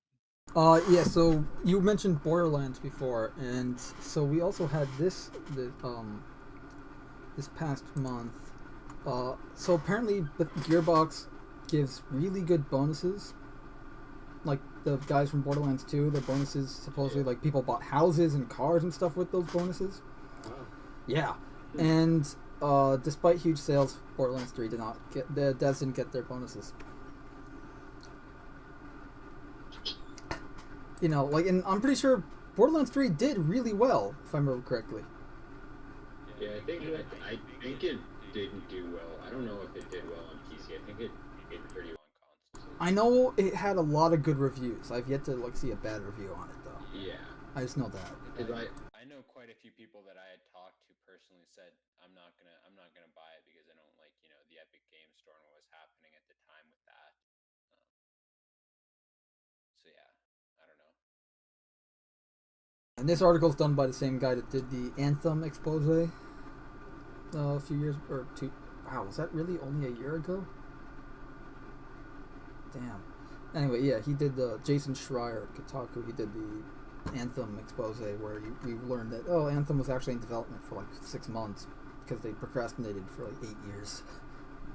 And that whole trailer we saw at E3 was fake and whatever. But yeah, that's just so Gearbox is screwing over their devs. We've got Final Fantasy. So I don't know if anyone here is a Final Fantasy fan. I'm not. I've never really played any of them, but I know that the remake is apparently more of a reboot. It drastically changed. Like, the story is completely different from people like I've talked to people who played the new game. They're like, the story is completely different. You know, the ending is different. You kill something, it's like tie-ins to some of the other like spin-offs or something. I don't know. I'm not a Final Fantasy guy, but they were saying that it's a very different game in terms of story. Which, and I mean, from what I've heard, aren't most of the games just like basically remakes, like not carbon copy, but you know what I mean? Of each other? I have no idea. That's kind of what the remake is supposed to be, right? It's just well, yeah, because if you compare, yeah, that's what I always thought a remake was. No, what I'm saying is like with like a lot of the Final Fantasy games, it's probably the sequels themselves are copies of the last game. I don't know. I've never played them. PC, I'll probably get it, but I know that I think it's on PC. It's Square Enix. It's not? The remake is not. Okay. But I know the Resident Evil 3 remake was. I mean, Resident Evil 2 remake was pretty much the same game, but yeah, modern graphics. You know, it was remade, but it's the same game. You know, it's the same story at least and all that. It's just now you're with amazing graphics and better controls and all that. Speaking of Resident Evil 3, they did the remake and people did not like it. On a somewhat related note, there's also a MMO called Star Online 2, and I believe it's already... So it came out over in Japan in 2012, and just recently got announced that they're bringing it over here to the Western market. There was an unofficial patch that several people worked on for many years and did a great job on, but everything is to have full porting over and not have to rely on those translations. And it's already on Xbox One and apparently is going to come to PC end of May here. So if you like some of these MMOs, something to try out. Yeah, I'll have to check it out.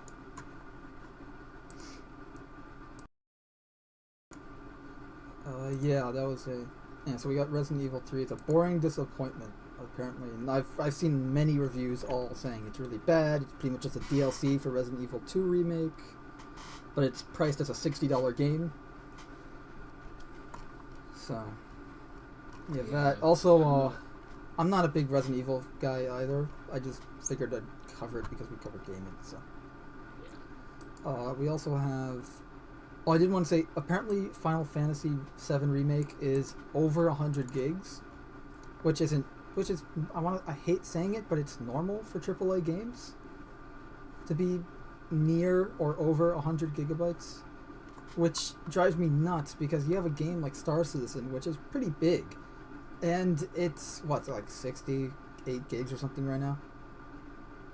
Yeah, exactly. You know, like Doom 2016, I have it on my computer here, and it's 68.8 gigs.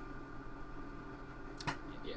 I mean, these games, like, there's something called optimization that Yeah, it's expensive. Like, that's the reason why they don't do it. Like a lot of developers and studios don't do it because it costs money, but it means you don't have to buy extra hard drives on your console or in your PC, if depending on what you use.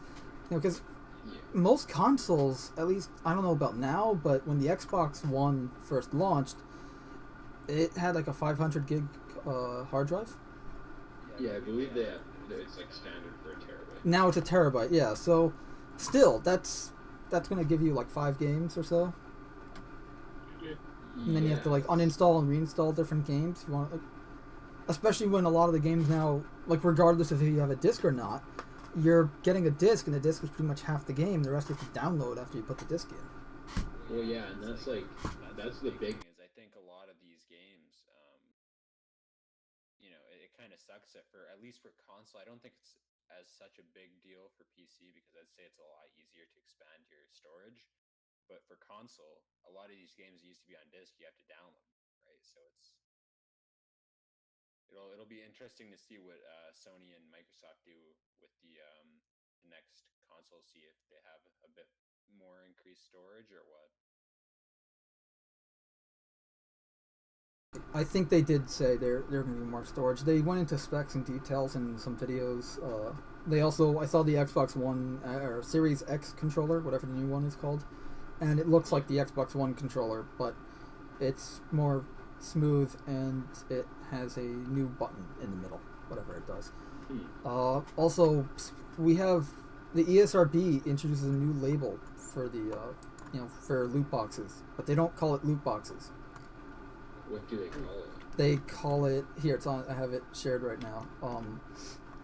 It's just in-game purchases, and then in parentheses it says includes random items. And see, to me, it should say. Right. It should say. Because here's the thing: it's digital gambling. There's no difference. It should say It's on there. Gambling somewhere. Like it's not like an in-game. But then the parent. Gambling? It's aimed at kids. That's the worst part too. Is that they're purposefully obfuscating it, and it's aimed at kids. Because I remember stuff like playing Mass Effect 3, and you have on the online co-op stuff there, where you've got the little boxes you can buy, and if you buy EA's like BioWare points or whatever it was, you could buy more boxes to get your randomized stuff, and it's like that's literally gambling right there. Yeah. It's no different than going to a Lucas, buying chips and then betting those chips on whatever. Or a slot machine, which is probably the best example. I mean, literally. Except no, with a slot machine, at least you have the option to pull the lever, and you have more control in a slot machine than you do in a loot box. Well, you still got the option to purchase or not purchase the item, but again, when it's marketed toward kids. No, but I mean, like if you compare a loot box to a slot machine, at least with the slot machine, you have the slot that you pull in order to stop it. Like where you try to get all 3 in a row, whereas the loot box, you just give them money and it randomizes it for you. Yeah, of course it's rigged, but you have the illusion of control at least, whereas loot boxes, you don't even have that. If you get, the other thing too is if you go into a casino and you play blackjack, you play poker, you play whatever. There's a okay, those you definitely have more control over. Your chances of winning are your chances of losing. Yes, like when you're playing blackjack, you choose whether to hit or to stay. You choose. There are 50 cards in the deck. You know all this. Yeah, and in loot boxes, it's all hidden behind a wall, right? It's pretty much hidden in the coding. You have to get access to the raw files. Could be 1 in 10,000. You don't know. Yeah, no, I don't know if anyone does at the moment, aside from the devs and higher ups at whatever publishers do this. And it's like it's arguably worse than gambling too. Because that's what I'm saying. It is. You're marketing towards kids. It's less control. Yeah. It's also like I keep hearing these stories throughout the last 2-3 years of like kids play FIFA whatever Ultimate Team on their parents' phone and go through their entire parents' bank accounts, like 16,000 pounds or whatever it is, or something like that, like because the kid doesn't know that it's real. Yeah, but the point is that shouldn't be happening because you shouldn't have a game aimed for kids that has real money being used in it. Yeah, exactly. It shouldn't be. And the argument is like EA has come out like with statements like, "Oh, there are parent safeties on it," and remember they had that That they had that blockhead come on in the UK hearing, but they're not loot boxes; they're surprise mechanics. Yeah. They're like proceeded to continue. And then proceeded to continue comparing them to Kinder eggs, which is so not like Kinder eggs. It's more like Kinder eggs. You're getting a chocolate egg with a toy in it. The only randomization of the Kinder egg is what toy's inside it. What's inside it.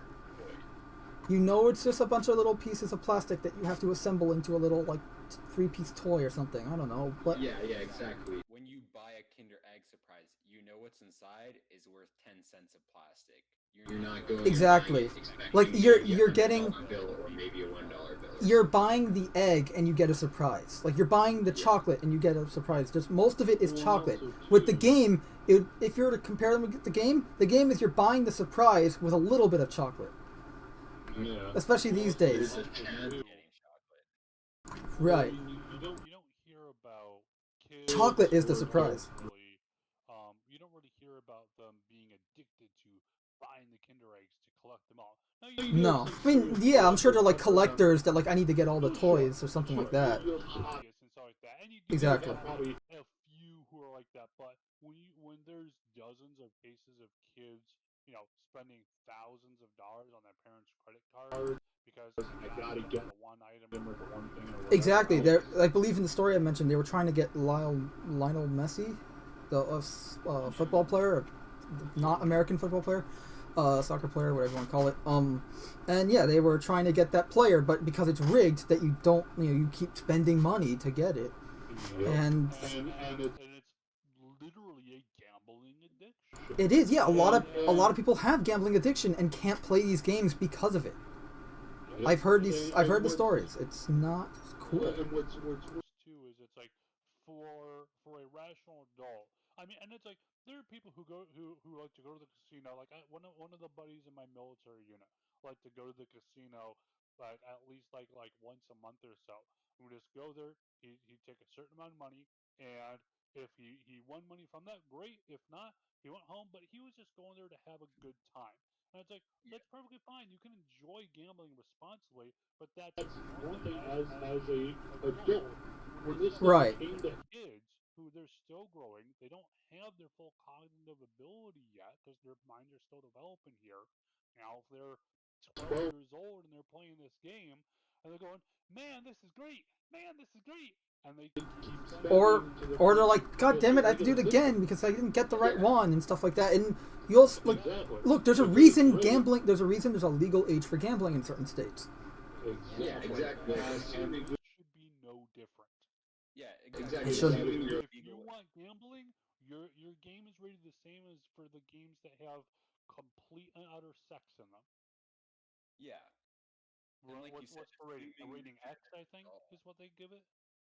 So it's like if you want I don't know. Mechanics, it's rated at whatever the M, I guess, right? M 17 and no, M is 17 and up, right? No.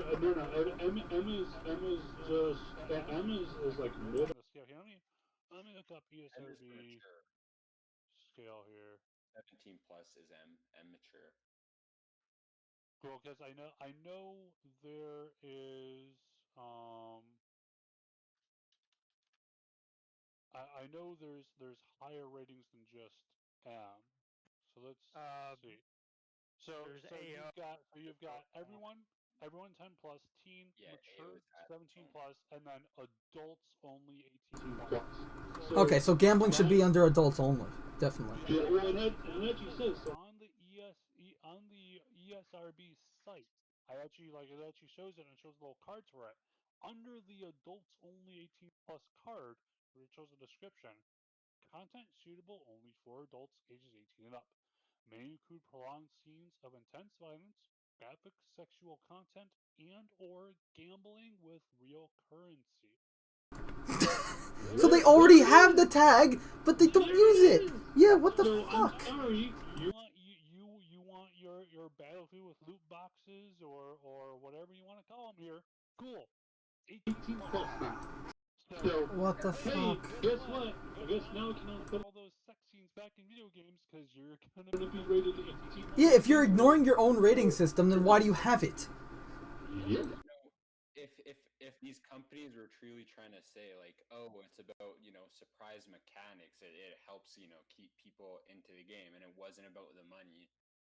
It's obviously it's obviously just about making money off children. Oh yeah, it's not just making money off of children. It's not about It's the surprise mechanics.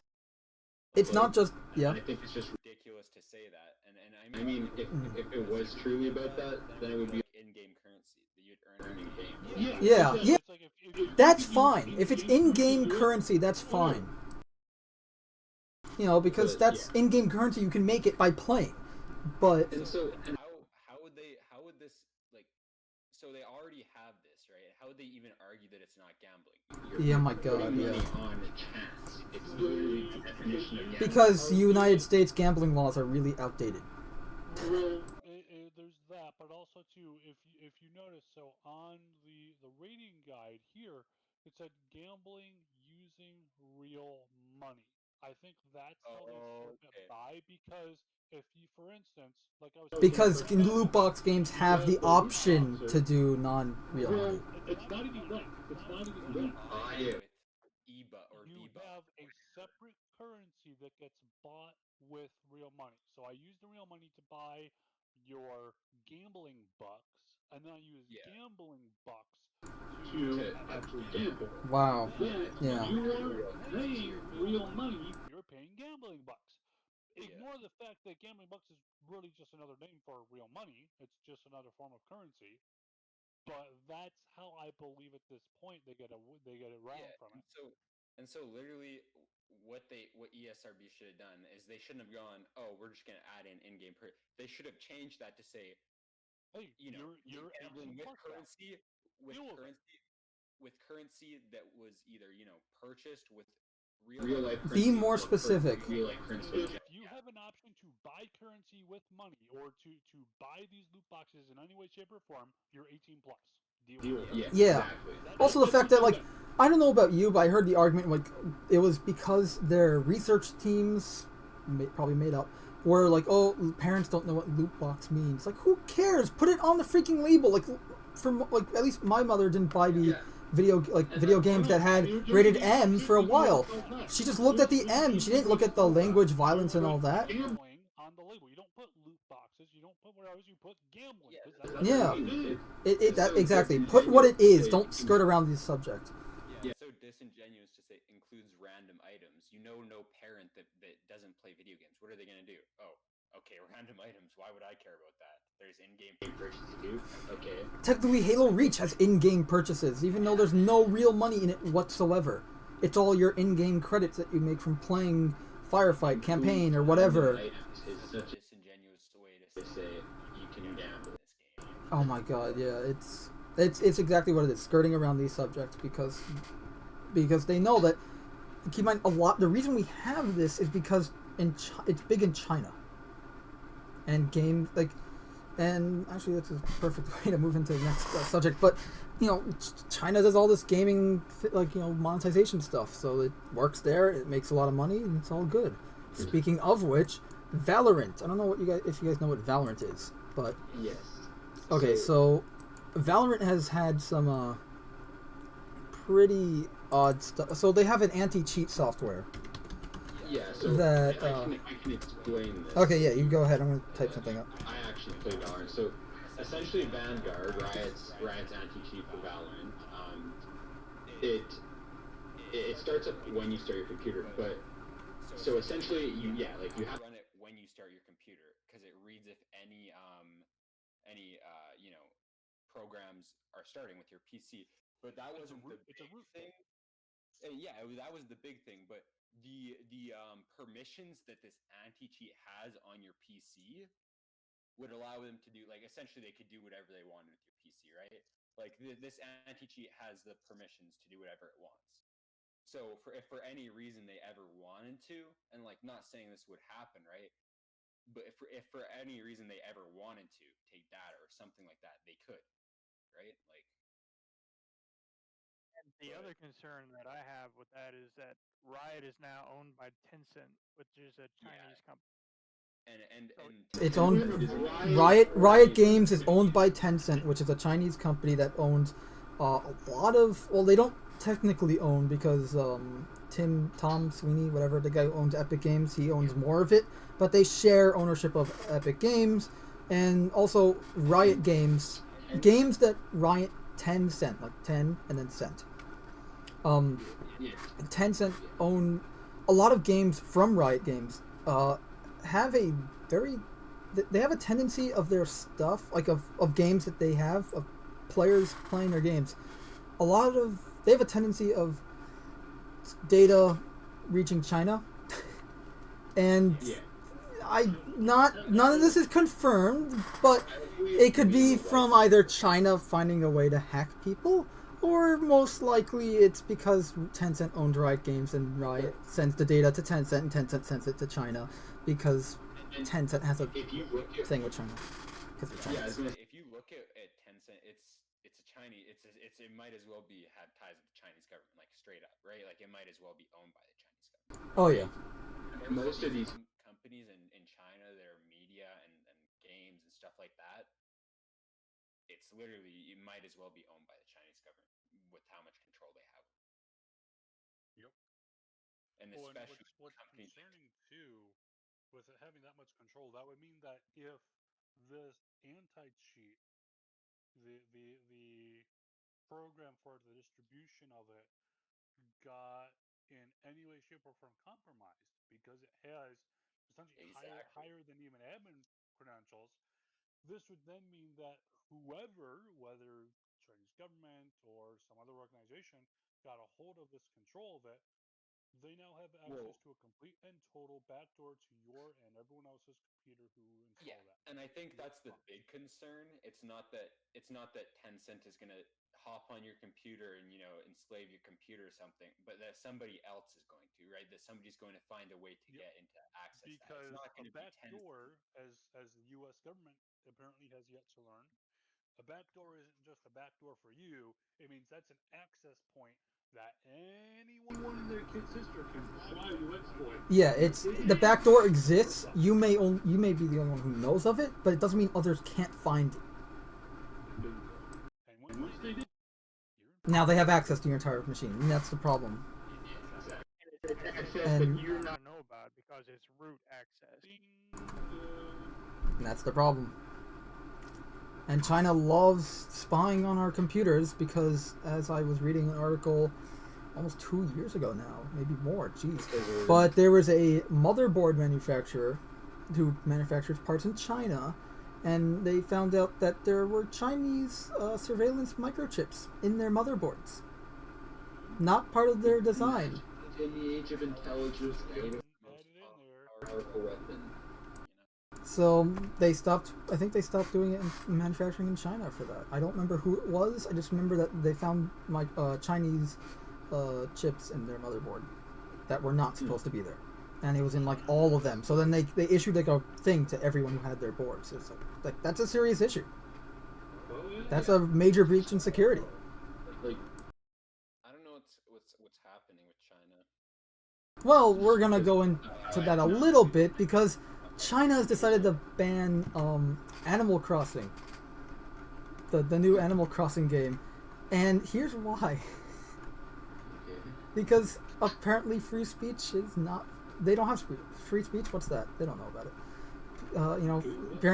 People were using Animal Crossing for like free Hong Kong stuff, like this free Hong Kong welcome mat here in the game and all that. So they banned it. So, yeah, I mean, what can you even say? It's not something. You're welcome. Yeah, right. It's not exactly that big of a surprise. Yeah, like for example, Tencent, they had, they straight up sold data from Epic Games and other software that they own to China. That's pretty much what it is, and Riot and Valorant, Riot Games, is also known for spying and selling your machine data to China. It's like, that's why I don't use Epic Games, and that's why I haven't played any Riot games. Although honestly, I'm not really interested in those Riot games anyway. But Epic Games, there are some games on there I'd like to play, but I'm just gonna wait because I care more about safety than having to play a game and risk having malicious software on my computer. Not doing it right here. It's an okay game. It's not great or anything. Well, I think there were some they put some PS4 exclusives on Epic, so Detroit. and Horizon Zero Dawn. Alright, so we covered that. Yeah, so we also have Rocksteady. So Rocksteady was going to make a Superman game for those, or it was rumored for a while, then they actually confirmed it, and now they're not making a Superman game anymore. So let me just pull. So they were.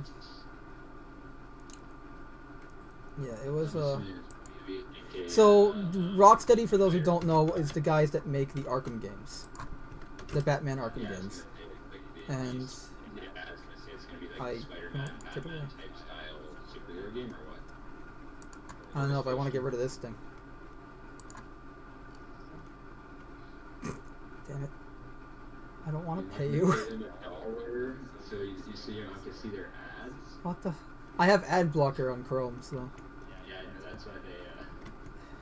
God damn you. Oh well, whatever. So, yeah, no, I remember because after they have a lot of teasers in Batman Arkham Knight for, they have like a Flash teaser and a Superman teaser, like in little posters for like come to Keystone or come to Metropolis, and they have like little like red zooms and stuff like on the poster board, supposed to be like, oh look, it's Superman, but it's a blur because it's a photo or whatever, or Art Deco. And so they actually said they wanted to make a Superman game, I'm pretty sure, and now they're saying they can't because Warner Brothers said no.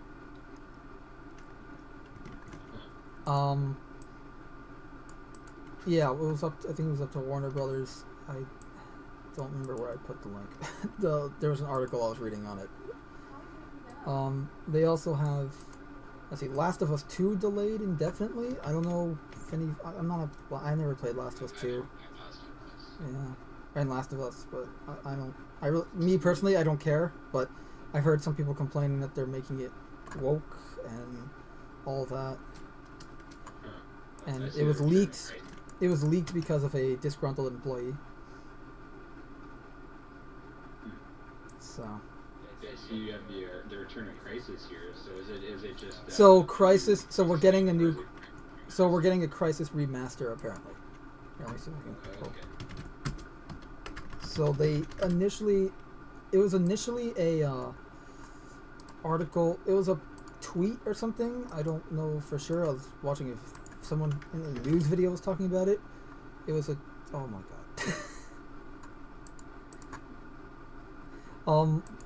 It was a tweet. For God's sake. It was a tweet saying data received or something, and then from there they accidentally leaked the announcement, then retracted it, and then just put like, oh, everyone knows. So then they put it back, and it's a Crisis is going to be remastered. And let me see if I can at least scroll. God damn it. Yeah, so they're gonna remaster Crisis, and that should be cool. I mean, I played the first one, so. I hope they decide not to use like the nasty DRM like they did the second one. I don't know. All I know is that Crisis is a pretty good-looking game, even by today's standards. So I heard a lot of people like, are they going to do ray tracing and this and that? Is it still going to break your PC like it used to do? And I mean, honestly, I just like it as long as it's the same game but looks better. I mean, that's pretty much what a remastered is. I mean, the game still looks amazing. I know. I still have both of them on my computer. They're fun. Yeah, we're getting a Crisis remastered, and we haven't heard from Crisis in years. It's been a long time since Crisis has done anything. So, alright, and then we also have, hopefully, links to this one won't be as bad. We have Assassin's Creed. Well, it's not new because we knew about. Everyone speculated this for, I don't know, years. But we're getting a Assassin's Creed Valhalla, which is the Viking Assassin's Creed. And they have a trailer and everything. And the hidden blade there is on the top of his wrists. But I actually have to pick it up. I've not been really that interested in the last few ones. I haven't either, as I was saying before. Like, I just don't feel like they're Assassin's Creed anymore. I mean, I'm sure they're still fun games. Didn't enjoy Origins that much, me personally, but I mean, maybe this one will be better. I don't know, but it's Viking Assassin's Creed if you're into that. Yeah. And then, yeah. Apparently it's upsetting people, though, because you have the option, like you do in Assassin's Creed Odyssey, to choose between a male and female protagonist, I'm pretty certain. Okay. And then, what's the problem with that? Because people think that you shouldn't have the option. You should only be a female. Oh, okay. That makes sense, right? Oh, actually, this may not be the case in this game. I think in this game you're only playing as a male. I'm not sure.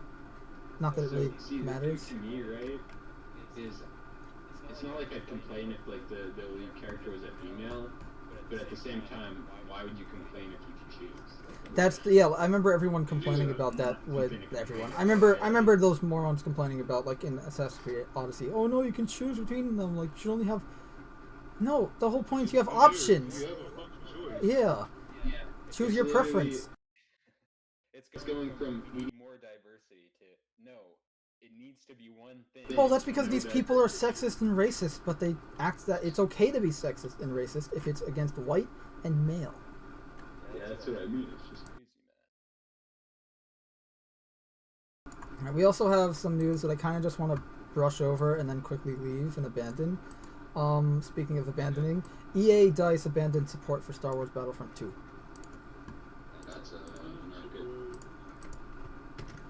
I mean, they did support it for a decent amount of time. Here's the article.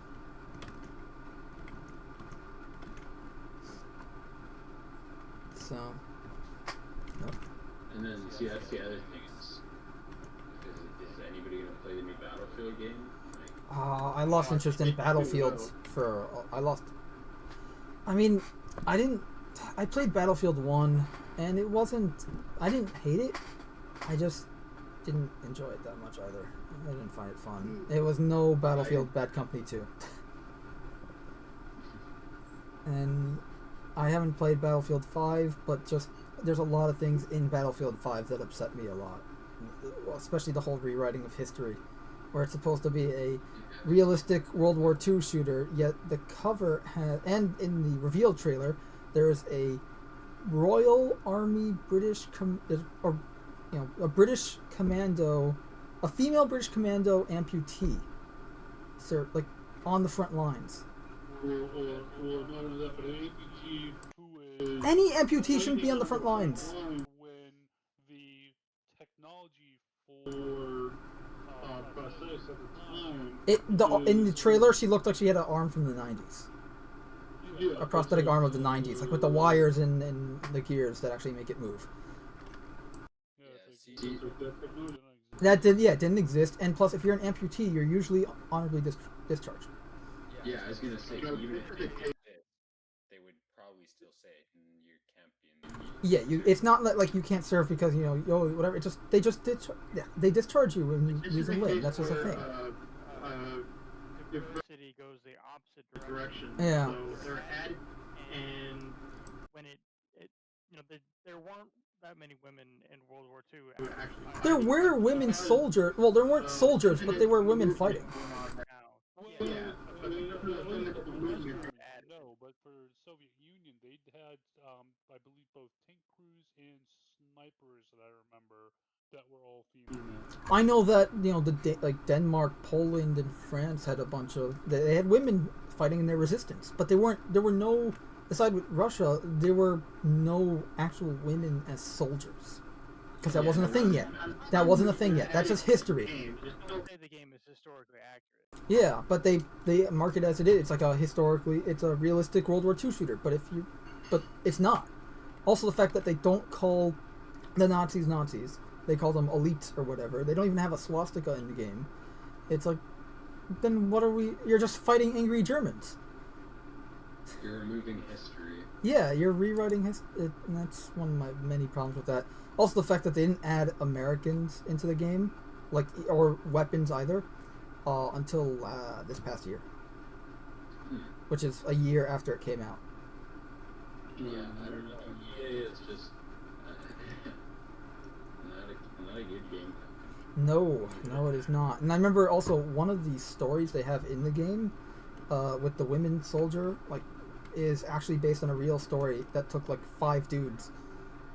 Like, it was, I don't remember the specifics. I don't remember like what country it was or anything, like what the country the dudes were from. But it's like, no, see, this woman's so much better because she can do what 10 guys could. So stop rewriting history. Physics nor anything else works. Yeah. It's almost like we didn't make it, so therefore... And also, do you remember after the horrible response from the reveal trailer, Andrew Wilson, the CEO, was like, if you don't like it, don't buy it. And guess what people did? They didn't buy it, and sales tanked, and then they blamed the failure of the game on, because single players, everyone hates single players.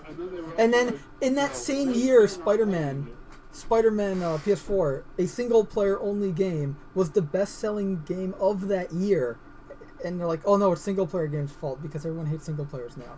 It's like, what are you guys smoking? And can we have some? It's actually, I don't want to have what they're smoking, but yeah, it's that. And we have PS5 console hardware in-depth information. It's pretty much, if you're a PC gamer, it's nothing new. It's like the hardware you had in your PC 3 years ago. I'm putting it bluntly. That's what it is. I mean, like, yeah, it sounds cool when they say it, but when you look at it, it's like, I have a 3 terabyte hard drive in my computer. I have 3 of them. It's like something like that. Like, what, yeah, it's great, but 60 FPS now. It's like, yeah, it's yeah. And I don't mean to act all high and mighty, PC master race, whatever. But I'm just saying, as it is, console gaming hardware is not as good as PC hardware. That's why That's why PC games can be different and better. Like Star Citizen. It's easier to get more excited if you're not like a PC gamer.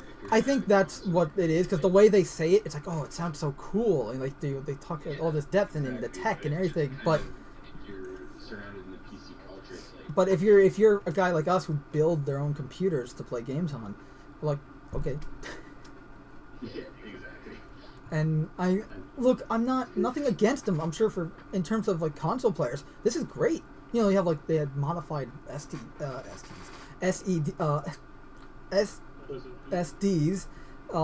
They had solid state drives that were modified and everything. And that's great. I mean, better running games, faster load times, and all this stuff that's really good and needed for gaming in general, like AAA gaming. This way, maybe they can push the hardware a bit more. Like I said, increase to 60 FPS. I know they showed off. What was it? No, not showed off. Sorry, there were rumors going around. I'm saying rumors because no one's really confirmed this, other than just a bunch of people saying the PS4's hardware is fantastic and magical and whatever. And supposedly these are devs saying this. Like, these are devs that like worked on the hardware like for programming purposes. Yeah. Like, we're making games on it and it's amazing. But I haven't heard anyone that I trust at least like actually say that. So I'm leaving it as rumor, but it could be true. Yeah, I'm pretty sure Ghost of Tsushima is still slated for PS4 though. But if that's true, then it has to come out sometime this year, because PS5 is launching in holiday season this year. And it's only going to be limited numbers, and it's going to range $500 to $550. So it's going to be pricey, and it's going to be limited because of the whole biothreat pandemic thing that we're going through. And that's the problem with consoles too, is most of their stuff's manufactured in China. Yeah. So that's why there's a shortage supposedly, I think. And it's just like with general shipping stuff. That too, yeah. And Xbox hardware information. I don't know what we have in terms of Xbox One, aside from, at least I know for Halo Infinite, it's also going to be on PC as well as the Xbox One. I'm sorry, I keep saying Xbox One. Xbox Series X. Well, Halo's going to be on all. Xbox One, Xbox Series X, and PC. So pretty much, if you have one of those, or if you don't have either and plan on getting one, you're good. You can play it. Like, versus when the Xbox One first came out, I got it so I can play Halo 5, much to the disappointment as that was. You know... Well, so that's I remember good. that was the most annoying thing when the Xbox One had come out. That's the problem with PS5 is kicking. Yeah, PlayStation. They would like some of the DLCs were released for Xbox 360 and Xbox One, but halfway through they decided that they were only going to start releasing. Yeah, they it wasn't like they phased it out. They just completely cold turkey cut it short. Yeah, and so it was like, I kind of wish I kind of wish they cut it short when the Xbox One released, because the hype and everything before that, or like all the news and stuff that's happening before the Xbox One's release, kind of felt like that's what they were going to do. Because at that time, like, I don't know, aside from Halo Infinite and a few games for PlayStation, like, you know, Spider-Man PS5, right, the sequel to PS4, whatever they call it, you know, I don't know what games are going to be on the next consoles. Whereas at the time that the PS4 and Xbox One launched, you know, we already had like lists of 10 or more of what games were going to launch on them. So, but yeah, also PlayStation, Sony is kicking Microsoft's ass in the console wars, if that's still a thing. I mean, like, Xbox One was such a sad console. Like, don't get me wrong, I love the games I have on it. You know, I loved having the Master Chief Collection for years now. I love playing some of the games like on the console itself. Sometimes, like, I got the Outer Worlds for free on it, and other games, like I got Metal Gear Solid, Phantom Pain, and Ground Zeroes for free, and a bunch of other games for free on it. I got a Syndicate, Assassin's Creed Syndicate, for free on it and stuff like that. But I mean, these are games that were on both. So, like, there was no, like, good exclusives, whereas Sony, you know, Spider-Man PS4, God of War, Horizon Zero Dawn, Ghost of Tsushima whenever that comes out, and, you know, a bunch more, and then obviously you have all these, like, limited exclusives that are on PS4, like, you know, Call of Duty had, like, some kind of game mode. The newest one had a game mode that was exclusive to PS4 up until this October. And then obviously you have Death Stranding, which is on PS4, but that was announced as a limited exclusive. That wasn't always going to be exclusive to PS4. So it's supposedly coming to PC sometime. But yeah, I don't think Xbox One failed as a console, but I just think no, it just didn't do nearly as well. PS4 was a better console. Yeah, I think it's like every like generation of console, you always have the better one, you know. Or at least the more popular one. I think PS4 was that one in this case.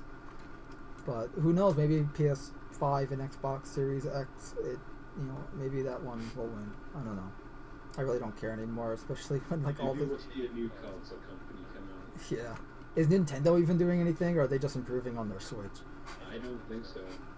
Maybe we'll see it. Maybe we'll see like Steam console actually become successful. Yeah, because the Steam controller was such a big hit. Don't they have like a new what do they call it? Their handheld? Don't they have another version of that? The controller?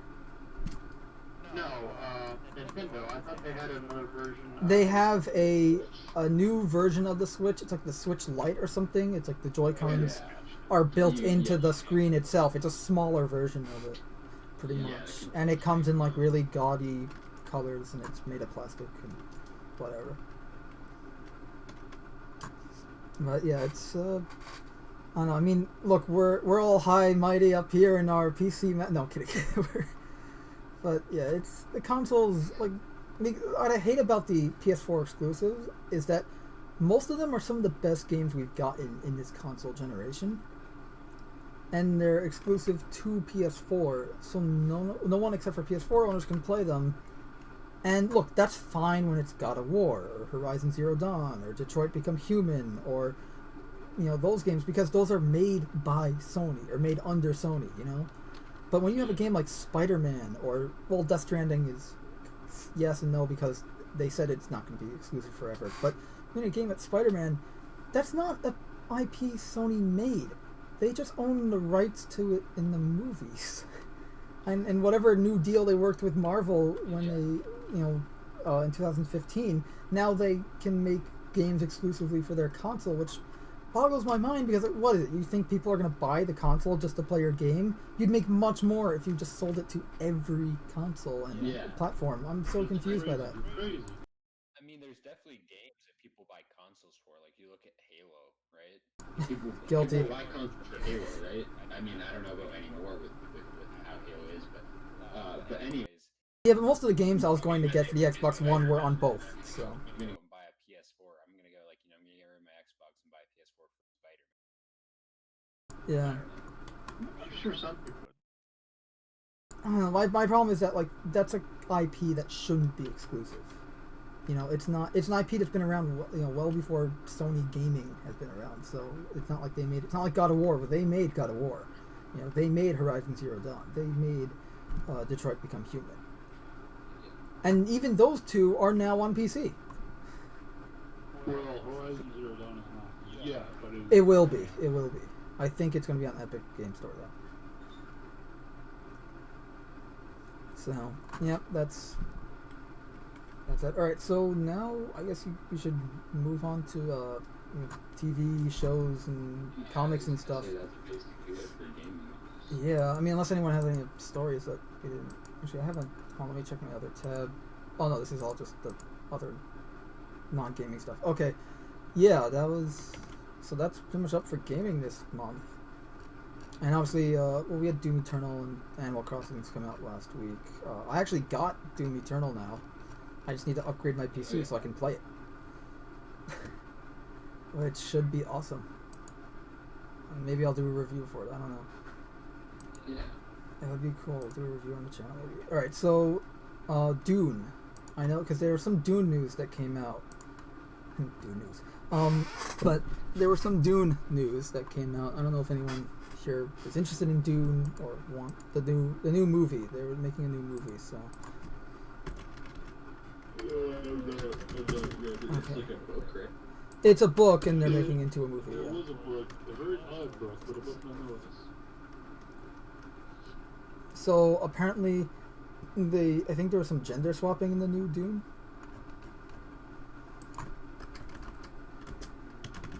Hold on, let me just find the article.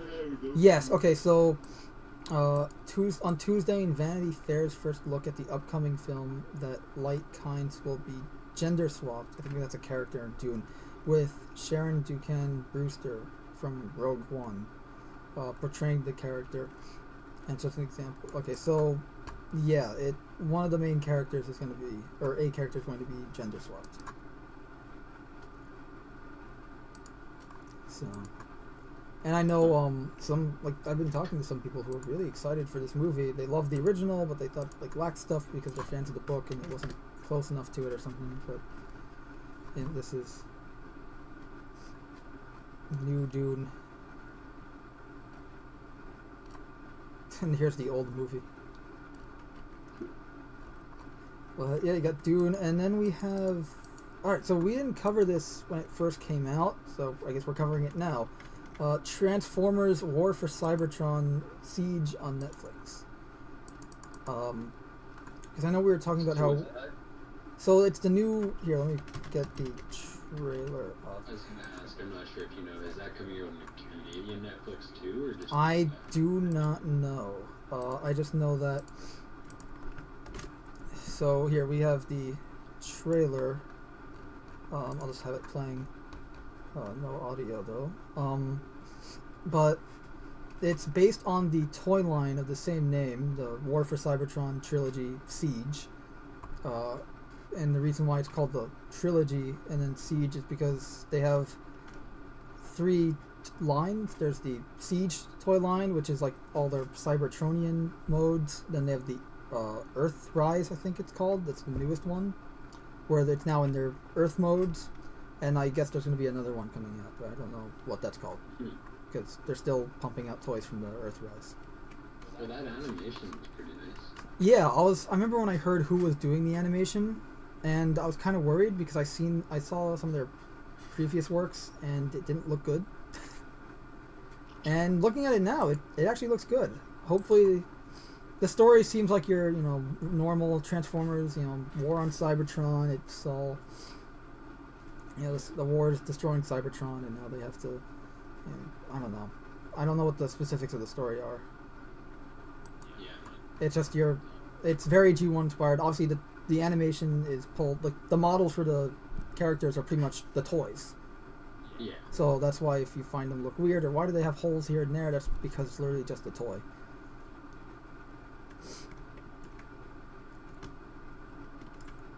Cool. Yeah. I have no idea when the release date is, but we were talking about doing a Mystery Science Theater 3000 watching of this, which would be fun. Yeah, I've looked for a release date, and yeah, it still says coming soon. Even when I looked at I was looking for a release date last week, so I have no idea. Yeah, it's nice to see them taking an animated approach. In the midst of Okay, so here's the little story here. In the midst of the ongoing war on Cybertron, forces of good and evil clash as they search for the source of their power, the Allspark. This may not be the life they imagined, but it's a life worth fighting for. Okay. So, here's your little brief summary. I guess it's... the Allspark's a kind of new thing. It was added with around the early 2000s. So. And yes, I'm a huge Transformers fan. I know a lot about it. I hate the movies. I mean, Bumblebee was alright. It was definitely a step in the right direction, but still had a bunch of problems. Like the fact that they definitely rely too much on the human character. Like, you should focus on the robots, not the human characters. Yeah, it's called Transformers. Yes, and it's not like Godzilla, where it's like, okay, he's just a monster. No, the Transformers are pretty much humans, but they're not. Like, they have human personalities. You can easily make them the main characters. And here's the poster for the toy I have on the stream. Like, this is the toy poster they came out with when they first revealed it, I'm pretty sure. It's like the box art on the toy, so... And it looks good. I mean, hopefully it actually is good and not... Or the animation's good. It's the head sculpt for Optimus Prime reminds me a lot of the Masterpiece MP10 Optimus Prime toy that they made. Well, it's hard to really call it a toy when it's like a $200 toy, but I mean, that's the Masterpiece line is very expensive, and it's like they actually look like the vehicle when they transform. They actually look like the robot when they transform in the robot mode. It's not like when you have like your cheap Hasbro toy. It's like oh, how come they sacrificed a lot of the robot in order to get the vehicle to look right, or vice versa. Which is why I've been following more of the third-party companies, because they actually are freaking cheap, better quality, and actually look better than Hasbro stuff. Yeah. Which is sad.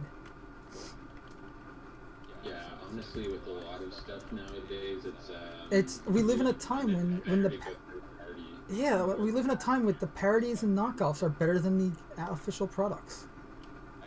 Like I said, I think it's more passion, more time put into it. So Yep. Like, money, Exactly. It's just they're not doing it for they're doing it for the money, at least in terms of the third-party Transformers stuff. But they're doing it because of money, but also because they care and they want to do it. Otherwise, they won't be doing it in the first place. Like, I have I know there's a company called Planet X, which makes pretty much Masterpiece level quality Fall of Cybertron figures, like from the games. And yes, this Netflix series is not to be confused with the War for Cybertron game. It is a completely different thing. I'm assuming they're just using the name for recognition. Like, oh, people remember this, and then it's kind of like false, like, haha, you fell for it. But hopefully it's still good. But yeah, it's based on the toy line, not the games, which I have images up here. Well, no, that's Fall of Cybertron. But yeah, if anyone's watching and sees the image, well, not that image, oh boy. My little slideshow thing just went kaput. So I see next year you have like something about Disney borrowing money? Yeah. Okay, so Disney has not been doing very well. Marvel been doing worse. And let me see if I can pull it up here.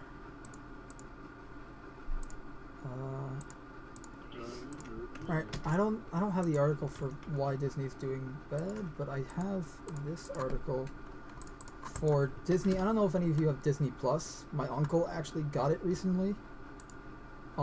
So he got it to try it with his family during the pandemic, and he has it for a month. And it came with Hulu. And so I've been using his Hulu because he gave me access to his account. And first of all, I just want to say the Hulu's UI menu is just awful. It's a mess. I mean, like, who made that? Like, get a real graphic designer in there and fix it. Jesus. But also, their ads. He's paying for it, and there are ads in Hulu. That makes no sense.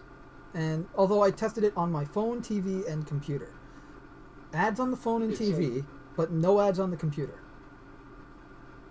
I would say And they're the unskippable. reason 1 minute. adaptive cable happened. Like the entire point of streaming services was not only that you could watch, the They same have no show ads, yeah.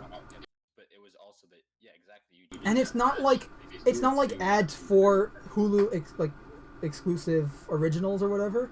It's ads for it's like regular commercials you get on TV. It's like during this pandemic, please be helpful or whatever, or some medication commercial, and they're a minute to 90 seconds long.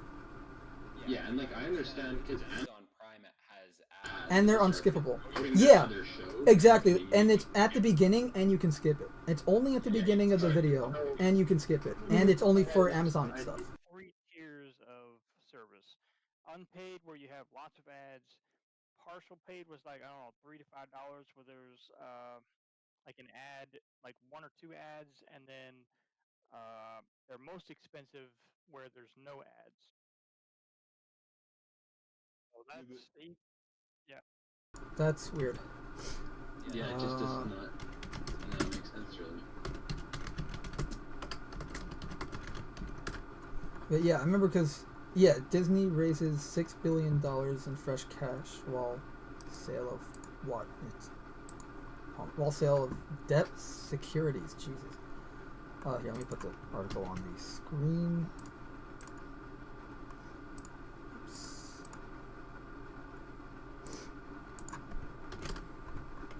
Yeah, so here's the article.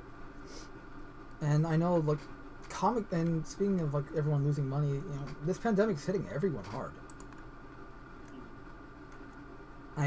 Stores here in New York City, stores have limited. I went shopping on Thursday, and the store only lets you buy 2 frozen vegetable things, like anything that's frozen and or a vegetable thing. They only let you buy 2 because they're running out. Yeah, they're literally rationing their stock. It's crazy. And entire aisles were cleaned out. Like non-perishable foodstuffs were almost completely gone. Yeah, that's just crazy. Yep. But toilet paper, we're not doing so bad with anymore. So, although we might soon because everyone seems to be buying all the food before I get there. But yeah, this is the Walt Disney said it raised $6 billion from sale of debt securities and filing for. Okay, so if anyone doesn't know, Disney cooked their books and is now under investigation with the SEC. I didn't know that. Yeah, which is why whenever they say something we made this $1 million or that $1 million, don't believe them. Like Captain Marvel made whatever $9 billion. I don't remember how much it was, 39 whatever something $billion. It was super successful. Everyone loved it. 2 reasons why. 1, you crammed it in between 2 of the most popular, most successful movies ever, probably. And also because you bought apparently Disney bought most of the tickets or something to try to fake boost numbers. Well, and see, that doesn't even speak to. This is one thing that I. No, that's irrelevant to this article. I just wanted to let people know. I don't remember the specifics of that. Speaking on that, is what Disney actually did was, so they had not beaten Avatar. Oh yeah, because they had the movie come twice. And so they re-released it. They did another theatrical release with like 10 minutes added on, so they could get more fucking grossing. And it just doesn't make sense to me. How does that work? Oh yeah, I think I kind of vaguely remember that now. Yeah, like they re-released it with 10 minutes added on so that they could gross more than Avatar, and it's just like Yeah, that was weird for Endgame. Yeah. And then it's like, and then yeah, like you say, they do something like, oh, buying tickets. It's just like They just because like look, Disney's the same company that said when Black Panther and Captain Marvel both came out, it's like this is the first black superhero movie ever, and then people are like, what about Blade? And I say, okay, what about Blade? What about that really awful Steel movie with Shaq in the what was it like early '90s, late '80s? That came before Blade, and Steel is a DC superhero. So and they did the same thing with Captain Marvel. It's the first female-led superhero, and then they had Wonder Woman come out like 2 years before. And then you had those awful Elektra and Catwoman movies in the early 2000s. And then you had Barb Wire, who's a Image Comics or Dark Horse Comics character, I forget which, but that was in '96, and I'm sure you had before that too. So.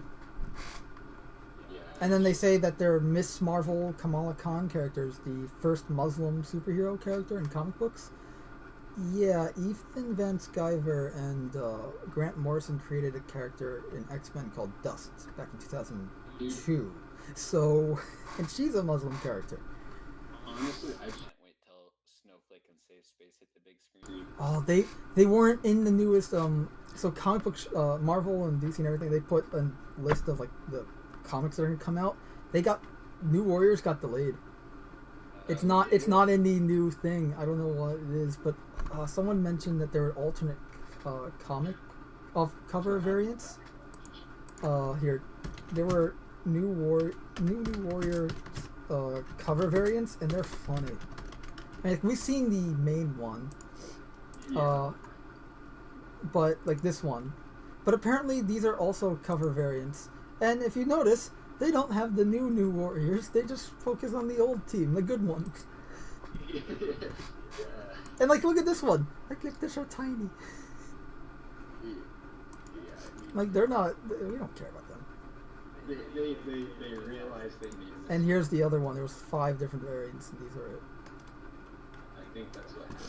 They just realized they made a mistake. I have no idea what this is, but yeah, that was. Yeah, so yeah, we have Disney borrowing money, movie industry failing. So I don't know if you guys know, but AMC, the movies, like they're movie theaters in general, they're just falling apart. Yeah, I mean and it kind of sucks because like I have an AMC within walking distance of me, and I have another one that's in like 2 subways away from me. I go to AMC to watch movies sometimes. You know, those are just the local theaters here, and I mean, at least within 15 blocks or so. I mean, then you have like other ones like at Lincoln Square Park and all that. But you know, you have you need movie theaters to have movies. Otherwise, we're just stuck with the digital content on Amazon and Netflix and whatever.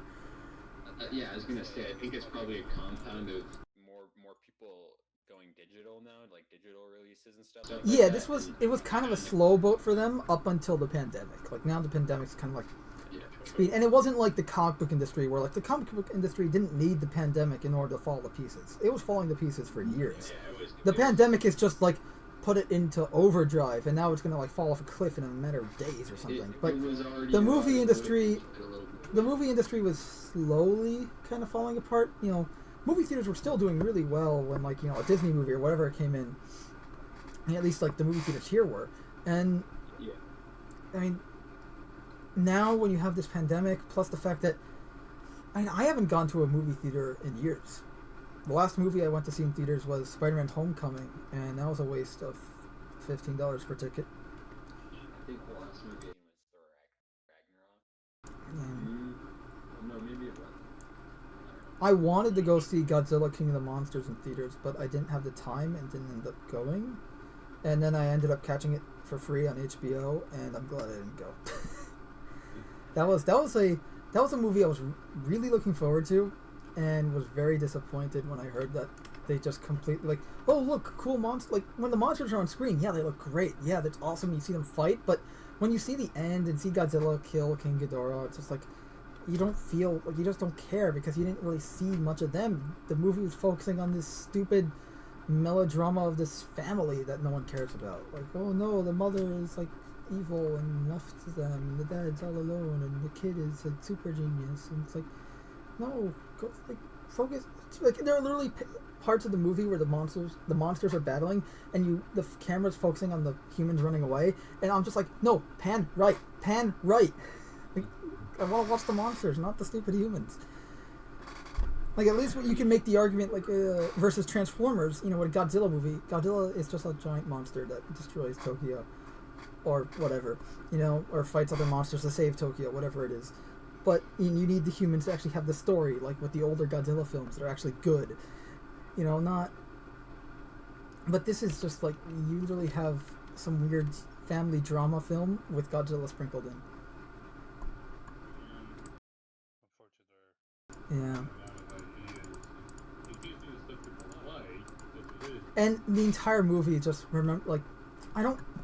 Some of it was good nostalgia, but a lot of it relied on nostalgia, such as like if any of you have seen some of the older Toho Godzilla films, you know, like Godzilla vs. Destroyer, where Godzilla is dying and you see him burning up, and everyone now knows what's burning Godzilla in that film. So they reference that.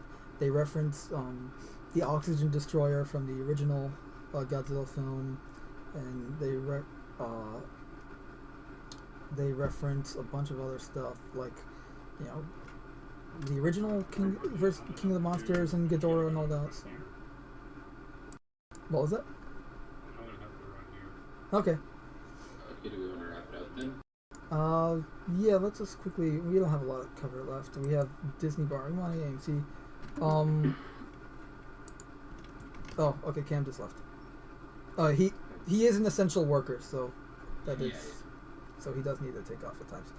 Alright, Marvel Comics layoffs, many comics canceled, delayed, including the Warriors. And also, before we leave off the topic of Disney censored Splash on Disney Plus. So I don't know if you guys saw Splash. It's like a rom-com from. The censor was just. I don't know. Did you see the censor? Yeah, and it wasn't. Here, this is the original clip. And yeah, it's like you would never. I saw the original version of the movie as like a kid because my mother was a big fan of it. And there's like, why do you need to censor it? And here's the edited version, I'm pretty sure. And they just like CG her hair to be longer, so you don't see her butt, which you didn't even see in the original clip. It's like they would just take her hair and like add on. Yeah, you can even see how awful and blurry it looks. And it's like. That's so and also they did with like when Disney Plus first launched and everyone was complaining about The Simpsons being edited, they cropped out all the visual gags. The most notable one was the Duff Beer guide, the tour, where they're going through Duff, and there's the three different you know, Duff Light, and Duff whatever, and you see overhead it's a pipe, it's just one pipe that's splitting into all three. It's not really different flavors, but with the new Disney Plus's version, it's cropped out and you can't see it. So you completely missed the gag. And they did it with a bunch of other Simpsons stuff. That was just the more notable one people were using as easy reference. Alright. Yeah, it's just a weird censor. It's just not an unneeded one, and then it's just like the way they did it too. Yeah, and it was also they can fit the resolution of the modern day screens because screens aren't square anymore, now they're whatever. But it's like, why not just have the end like slides on the black like as we do here on this image on the tab? Like, people will be fine. Like, if people need to complain about having like they need the widescreen, like, really, just enjoy the show. And so I wanted to. We were going to talk about this last month, but we kind of forgot. Marvel Phase 4. So I know I'm not interested in the Marvel movies anymore. I kind of lost interest shortly after Doctor Strange. I'll tell you what I'm excited for. Honestly, the Loki. All right. I mean, the Black Widow movie. I wanted that movie in 2015. Like that would have been the perfect time to make it, and that's when I wanted one.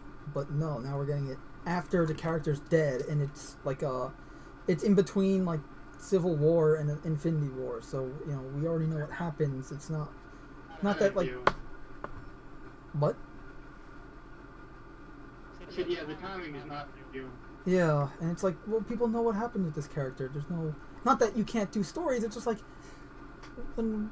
but this is a movie that should have been made years ago. People wanted this. This was literally people's favorite, like some people's favorite characters through these movies since Iron Man 2. I mean, and that was, you already had a strong-led female character in the movies, but you decided to create a new, like, Captain Marvel's your first MCU female superhero movie that pissed a lot of people off, and for good reason. Then obviously we have, you know, Loki, the WandaVision. I swear the logo and the name, I'm like, is that like an old 50s TV manufacturer? Like, look at that. Doesn't it look like some kind of, like, can you imagine like an old radio that has WandaVision on it as like their brand? Like, look at that. Like, it's WandaVision, you know, like this new television set by WandaVision Studio, like, or whatever. I feel like, yeah, it would be like a television set playing the words WandaVision. Yeah, exactly. It's like, you know, trying to be a little like fancy or whatever like that. And I think it's WandaVision instead of WonderVision. Exactly like that. But nope. And that's not saying the show can't be good. I'm just making fun of the title and the fonts.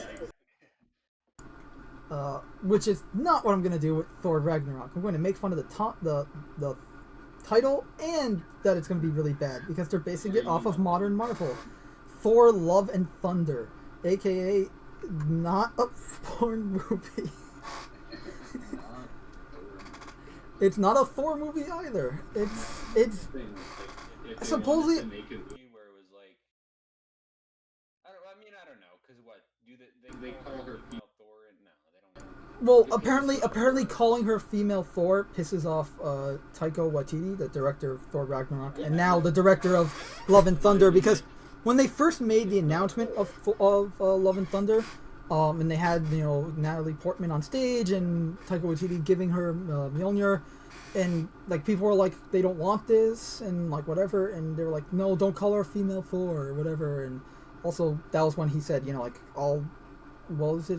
He said something about like, I'll take a crap to your fandom or mythology or something like that. I don't remember the specific quote anymore. I have it somewhere. I know I posted in the Discord once upon a time when it first announced, but it's like this dude is just treating fans like, and some of the people ask like genuine questions, like, is this gonna be like Thor Ragnarok, or is Thor gonna be in it? And he's like, you know, no, or stop asking stupid, like he's just completely being a jerk to people asking both stupid questions and genuine questions. It seems weird. Like nowadays, it's literally just these people, the directors and like, you know, the people who work on these movies. They just, I don't know. It's like they hate their fans. Yeah, it's like, well, here's what I heard. For the money, and it's not even like they're gonna put a face on like they're enjoying it. This is what I heard. It's like, someone made this joke, and it's kind of true. Like, well, your customer's right. We just choose who gets to be the customer, because that's what they want. They want these, you know, they want the people that agree with their politics to be their customers. Unfortunately, those people don't buy comics or watch these movies or care. They just want to make sure everything in the world goes their way because they're a bunch of morons. This is not how the world works. Yeah, it's not about them, you know, being the consumer. It's them. Well, here's the thing: we're not consumers; we're customers. Yeah. Like, It's them trying to monitor Other people's products, like yeah. And yeah, like I know Doctor Strange. So I heard, I think this is confirmed. Doctor Strange Into the Multiverse of Madness is going to be directed by Sam Raimi, who did the first three Spider-Man movies, which is great. I mean, I remember when I first heard there was going to be a Doctor Strange movie. I remember I either wanted him or Guillermo del Toro to do the film because both of them would have been excellent directors for that type of movie. Unfortunately, they didn't. But I mean, this could be good. Hopefully, maybe. Will I see it? I have no idea. But Marvel movies now, I don't feel like it's not like something that entices me just because No. And here's the thing, Doctor Strange is a character I loved in the comics originally. Like, he was one of the original characters that I read about, you know, after Spider-Man, Fantastic Four, and X-Men. You know, and I loved that they were making a movie. And I was disappointed with the movie, not because it was bad, but it's just like, I didn't like all the changes. I was fine with the Ancient One being a woman, fine. In this reality, she's a woman, I don't care.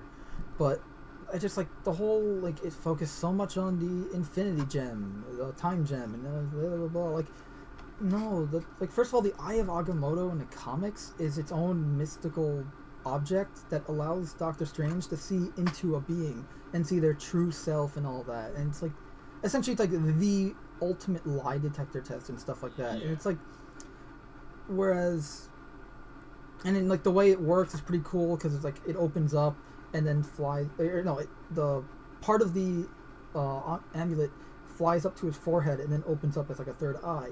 And, you know, when you're drawing a comic, that's pretty cool. But, you know, and I was kind of like, oh, how would they do it in the movie, you know? But this is like, when I learned that the Eye of Agamotto was just going to be, oh, it's an Infinity Stone, it's a Time Gem, you know, like, well, Yeah. then why is it even called the Eye of Agamotto? Why is eye even in there?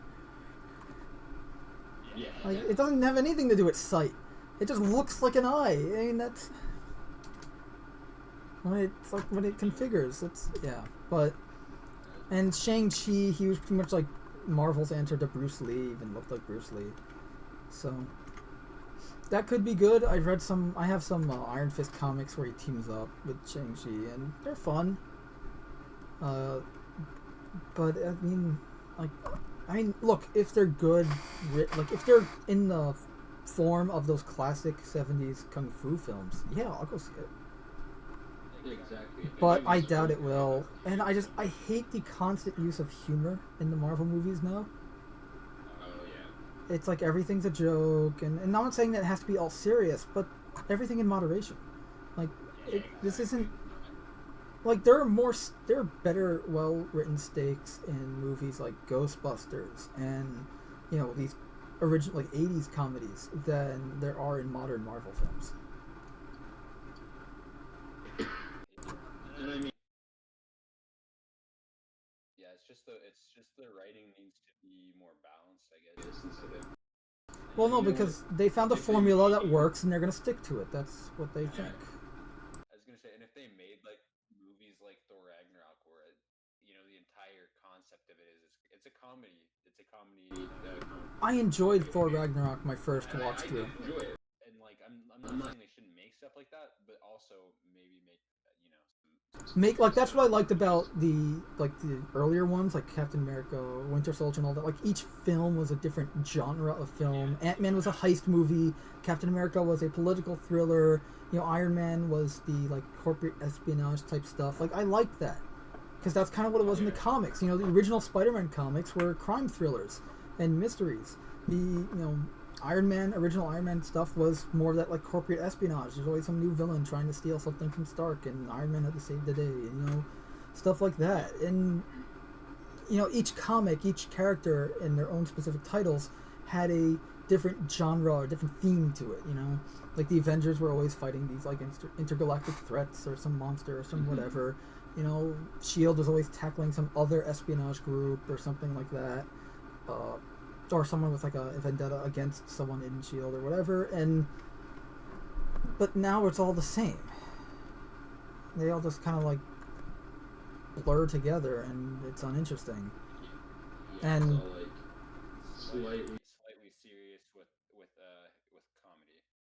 Yeah, and like I liked Thor Ragnarok. I thought it was good. And then I tried to watch it a second time, but it just doesn't work. It's like these are kind of one-hit wonders. Yeah. I might be in the minority about that. Some people might think otherwise, and that's fine. You know, we each think differently. But for me, most of these movies are kind of one-hit wonders. Yeah, Whereas, I like you know, Guardians of the Galaxy, Captain America, Winter Soldier, you know, these are kind of more like you can rewatch these movies and enjoy them. It's just... And that's the problem. Also, was it Eternals? I know they keep saying like it's gonna have the first gay kiss or whatever in the movie. MCU gay kiss or whatever, and I'm like, why is that something? Why does that matter? Yeah. Why is that a selling? Yeah. So, and if anyone knows, and if anyone who's watching knows what the Eternals are, or who they are in the comics, like, I don't know if you've seen the designs or the suits, they just look awful. Like, for example, one of the, in the 90s, Cersei is an Eternal. She was an Avenger in the 90s. And she was wearing a pretty hot outfit. Just putting it bluntly. And from what I've seen, they're all in, like, full bodysuits in this. And it's like that modern, like, leathery type, like the, like, the Daredevil-looking type textures and stuff, like, from the Netflix series, like, that type of suit. Not, like, tights, not spandex. Which, look, I get it, that's the modern look and modern design aesthetic for superheroes. I get that. But I kind of miss the old classic designs and the simplicity of it, you know? Like, I get it, maybe it doesn't look great for everyone's costume, and that's fine. Like, Captain America having a more armored uniform looks great. I like that. It makes sense. You know, Batman having armor makes perfect sense. I love how they did that in the Batman Begins. It was very well done. But, you know, heroes like Spidey, why does he need a super high-tech suit? The dude has the ability to dodge bullets. Yeah, I was gonna say, he literally has senses that allow him. Like, if your finger's on the trigger, he can sense it and know and dodge. That's how it, like, you know, like that. That's the argument I always make for people. Is like, you know, Batman needs armor because he's just a normal guy. Yes, he's supra-human, not superhuman. Supra-human. He's the peak of human, physical and mental, whatever. You know, but Spider-Man is just, you know, he's got powers. You know, Superman, he's got powers. They can both wear spandex. Alright, should we wrap this up then? Hold on, I just want to see, did I have... Because I put a list... Oh, so for comics failing, I just wanted to bring this up because it was a bit on a personal note for me, because this was a comic shop I used to frequent as a kid. Forbidden Planet is raising money to stay open, and it's kind of like, and keep in mind, these are one of the more like successful comic book shops. Like, they don't just sell comics as you see in the photo. You know, they sell memorabilia and stuff, and you can't see in the image, but their door handles are Captain America's shields. It's pretty cool. But it's sad that you have to see all these comic shops kind of fade away. By the time this is over, we may have very little left. Yeah, Midtown Comics on 42nd Street, or 40th Street, I think. I'm blanking. You know, that's still going to be around because it's a chain. There's two of them here in New York, at least, and they're, you know, they're big. They sell everything. They got hot toys. They sell Gundams. They sell comics. They sell back issues. They sell manga. They sell everything. It's a big store. It's literally 2 floors. It's massive. It's nice. They're going to be around. But places like Forbidden Planet, places like, you know, if my high school comic book shop was still around, you know, they closed a few years ago, but if they were still around, you know, these places are going to close down. A lot have closed down, and they're going to be down permanently because, especially with this whole thing of comic book shops, comics going digital. You know, we're going to see the end of comics, at least comics in the way we know them. And the problem is, comics are a medium we all still want. I still want to read great comics. It's just the comics we're getting are crap, so I'm moving over to other things in the meantime, until maybe someday someone comes along and makes like a new, the new Marvel, right? Or maybe it's not really called that, but I mean, like, you know, a new company that makes great stories, you know, and that'll be great. But like, for example, indie comics are doing really well. Ethan Van Sciver's got his Cyberfrog, you know, this guys like that. That's pretty much comics now. And then we have stuff like New Warriors and Gotham High. I watched the live stream of someone reading Gotham High. They weren't reading it aloud. They're like flipping through the book and commenting on it. Oh my god, the art is so bad. It's so bad. And the story, it's like, I'm confused because they're in high school in the story. Are they trying to promote teen sex? Because here's a philosophy. Here's something I'm going to bring up. You don't want to be sleeping around is a bad thing because you don't know what you can get. Like, that's not something you want to tell your kid. You want to tell your kid not to do that. it's like here's a good example of a bad example is what that book is. But yeah, here's speaking of Disney, we DC. I mean, we have I just want to go into this briefly because I thought it was really cool. Someone made a new Batmobile design, and I figured, why not, right? Cover it. I mean, it's like the animated series, but has more of like the comic elements, such as the whole bat face thing here that most of the classic Batmobiles have. And it's just the animated one, so. And this one looks like it was out of Tron. And I just. Yeah, but so here's speaking of Batman, here's some news on The Batman, the movie. So Zoe Kravitz apparently was going to be playing Catwoman. And yeah.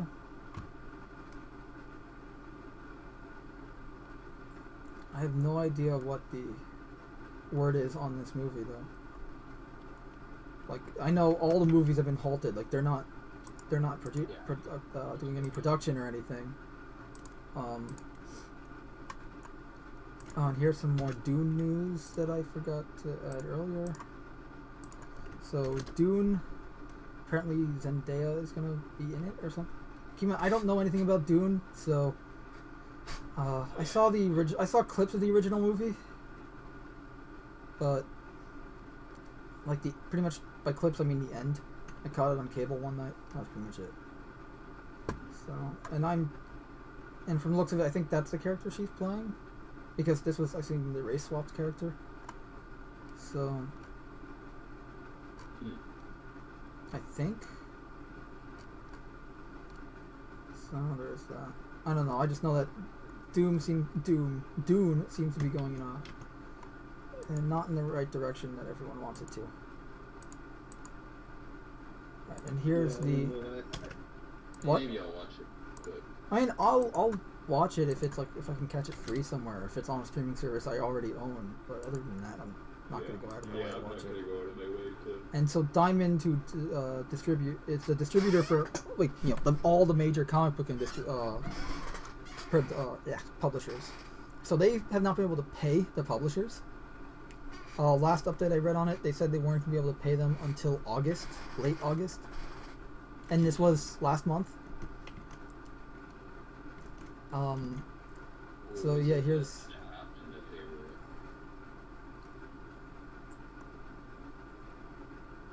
Yeah, and it's Diamond. Like, here's the problem: it's exclusive. Like they do all the publishing, the distributing, and they don't offer refunds. So if you get like a bad comic, you can't sell it back to them. Like, it doesn't sell well, and I have a bunch on my shelf. Can I give them back to you? No. Yeah, that's pretty much how it is.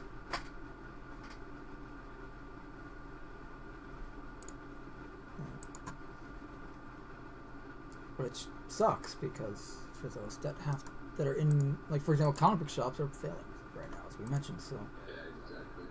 It just worsens it. But I guess we'll see if maybe some new distributors come in a bit more.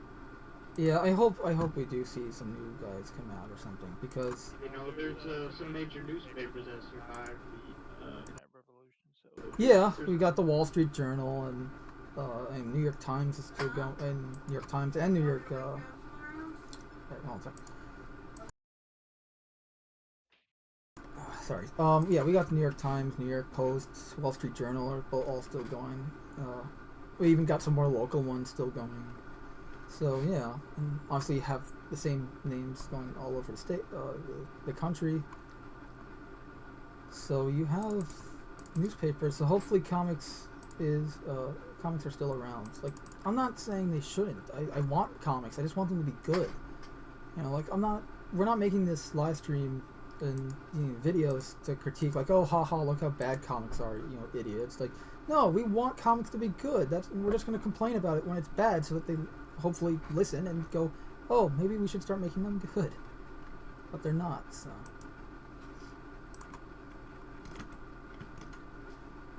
And hold on a sec. Oh, I don't think... I can't tell if this was from the trailer or not, so you'll have to... Forgive me, but I found some more images here. I got it working again, so... And here's the War for Cybertron game. So no, this is not what it's gonna be. It's gonna be this. So for anyone else curious, yeah, we just want the stuff to be good. That was all the news we have, I think, for this month. Unless anyone has anything we didn't talk about or wants to bring up. No, not really. I think we covered everything. Alright, well, Most of the stuff for gaming that I know. yeah.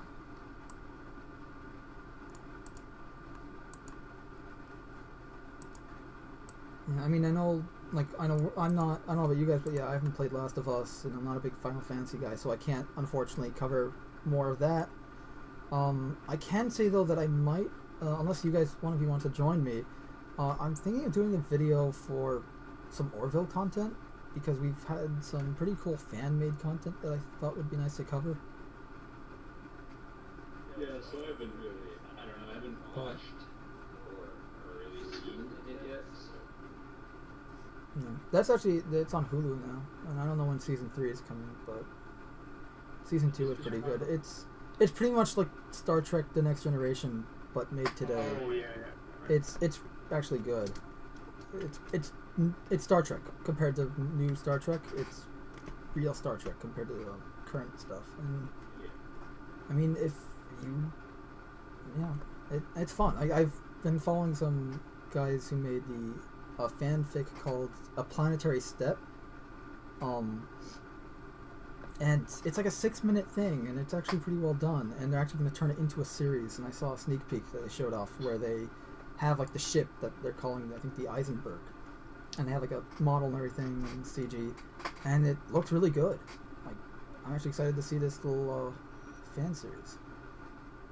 And then you have other, like, and that's another thing, like TV shows and comics as well, you know, and movies, as we're discussing. We want good products, and right now fans are providing better stuff than the actual companies are. You know, we got, you know, indie comics, we got, you know, the fan-made content, and, well, the Orville's good too, but Orville's been, I think it's been like 2 years since season 2, and I don't know when season 3 is coming out, so maybe someone who's watching can post in the comments when that's coming out, because I'd like to know. Yeah, like I said. And I have no idea, I don't think anyone does, because Netflix hasn't posted it yet on when that Transformers series is coming out, but I'd definitely like to cover that. So, yeah, it sucks, but like good TV is rare. It's hard to find nowadays, and most of it's remakes or something. You know, we got. I mean, think about it. You know, we have a bunch of '80s remakes in terms of movies and TV. We got Magnum PI remake. We have, which was, I don't know if any of you saw it. I saw a clip, and it's like, this looks more like the A-Team. You know, they're constantly crashing Ferraris. And I watched both the A-Team and Magnum growing up, and I love both of them. And I'm like, I'm not gonna watch this. They gender swapped Higgins. Now she's like a 26-year-old chick.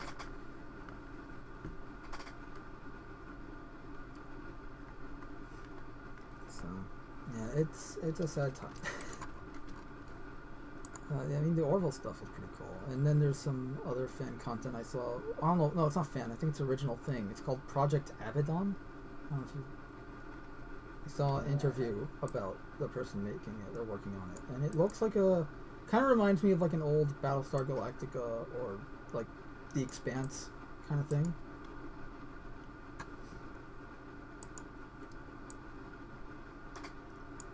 So, I mean, you have these people that actually... I know, it's just funny that you have, you know, the content made... That fans are now making better content than the officials are. I mean, they're also acting more official than the fans. Like, professional, I mean. They're making better content than the professionals. And yeah, it's because of that passion and care and their interest in it. And like, as we covered last month, you know, Marvel comic writers and artists just don't even act professional, let alone are professionals.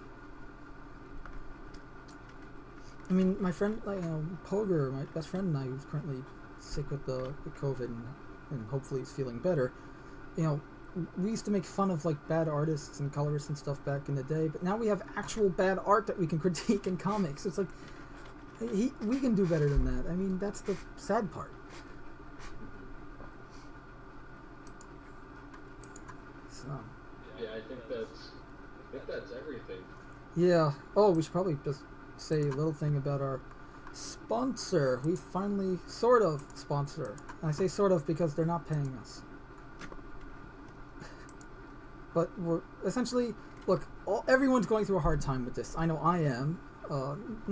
Probably not as badly as well I thought I would be. But I mean, it's pretty hard. As I mentioned, stores are literally rationing their products that they sell. I mean, we're going to say that food and supplies are scarce here is being nice. And cases are going up the wazoo. Although we finally peaked here in New York, but I mean, we still have an absurd amount of cases, running out of hospital room, running out of supplies, and it's not good. Prioritized shipping makes everything you order like come 3 months late. So luckily it's not that bad yet. It's gonna get worse, I'm sure, and it's gonna get worse for everyone else. I'm sure there's some people that are suffering a lot worse from this pandemic in terms of how it's affecting their cities. Actually, I'm not sure. I mean, New York and California are like the two worst places right now, so maybe not. But hopefully you're not suffering as much as I am in New York. That being said, look, everyone's suffering, and I managed to score a bit of a sponsor. Hopefully they start paying us, but in order for them to start paying us, they're suffering a bit from this too. They had to close everything down temporarily so that their workers don't get sick, because they care about their workers. One of their workers is a friend of mine, and I know people there, and they do good stuff, I guess. So here, our sponsor for this month and probably for the rest of eternity is Iron Chef.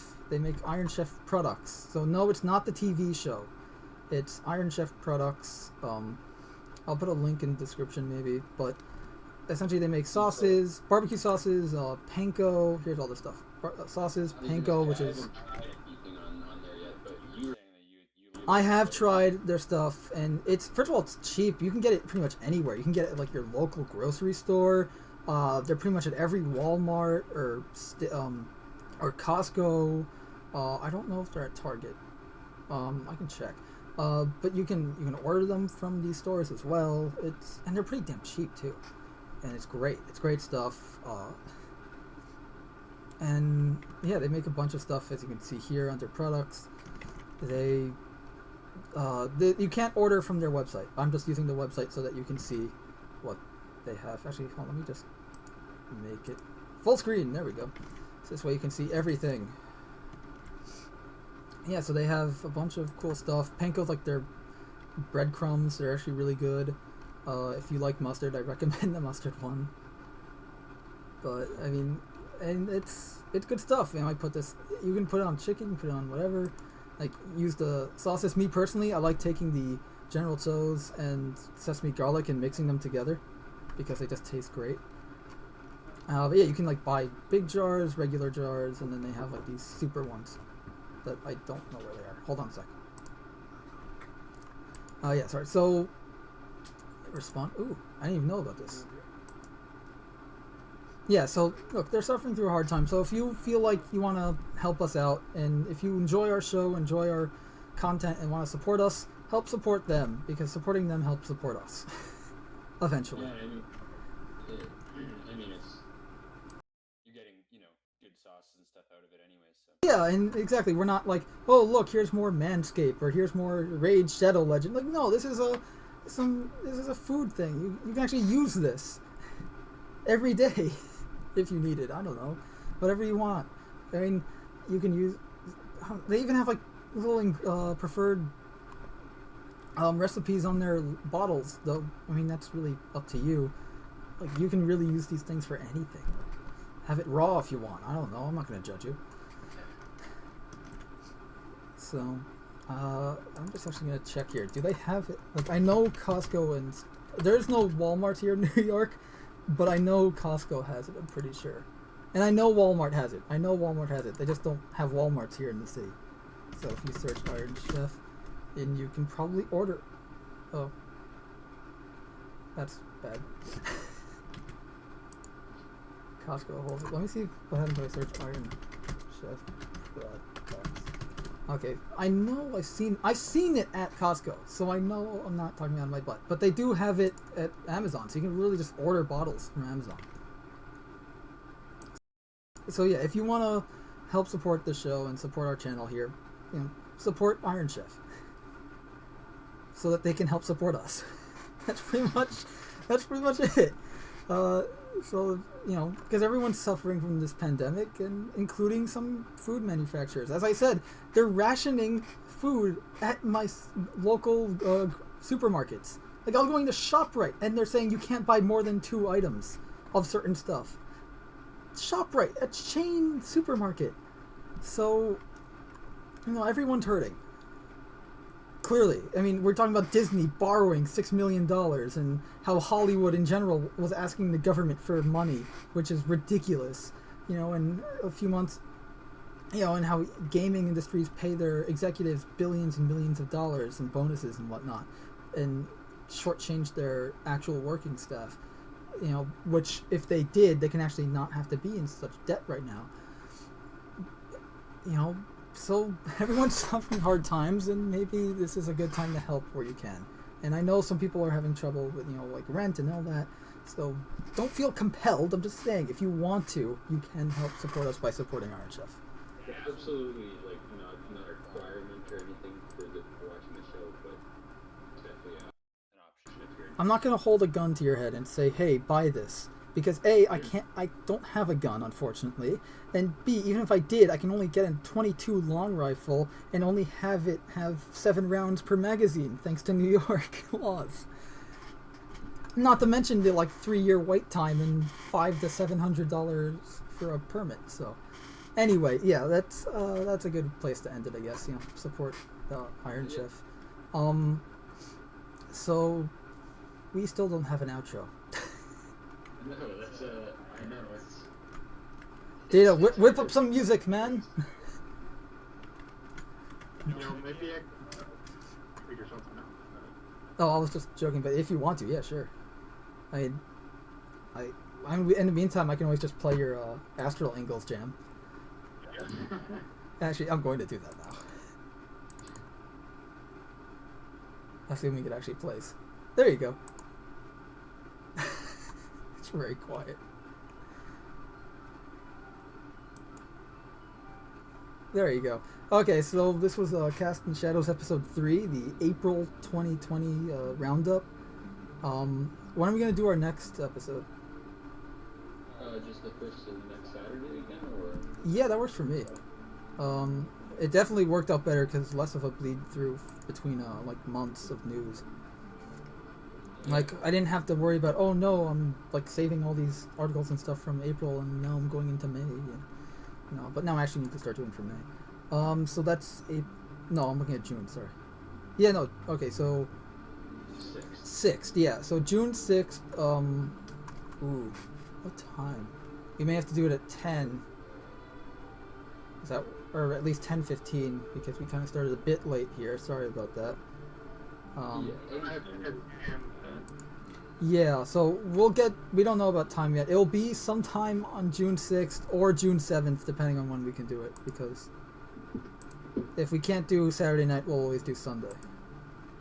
That's kind of what we do. So, June 6th or June 7th will be the next episode. Maybe we'll have a few shorts. I might do that Orville video I spoke about earlier between then. And in case you're wondering about the music, Data did create this. So, everyone thank Data for the music. I'm not sure they can hear it because I can't hear it. Yeah, I can't really either.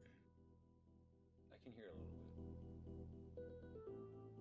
But yeah, anyways, it was nice talking to you guys. I guess I'll see you guys next month then. Yep, everyone take care, stay safe, and remember to wash your hands and all that. You know, you can hear it now. Bye. Yeah, and you know, everyone, yeah, stay safe and all that. All right, and remember, treat others how you want to be treated. Take care.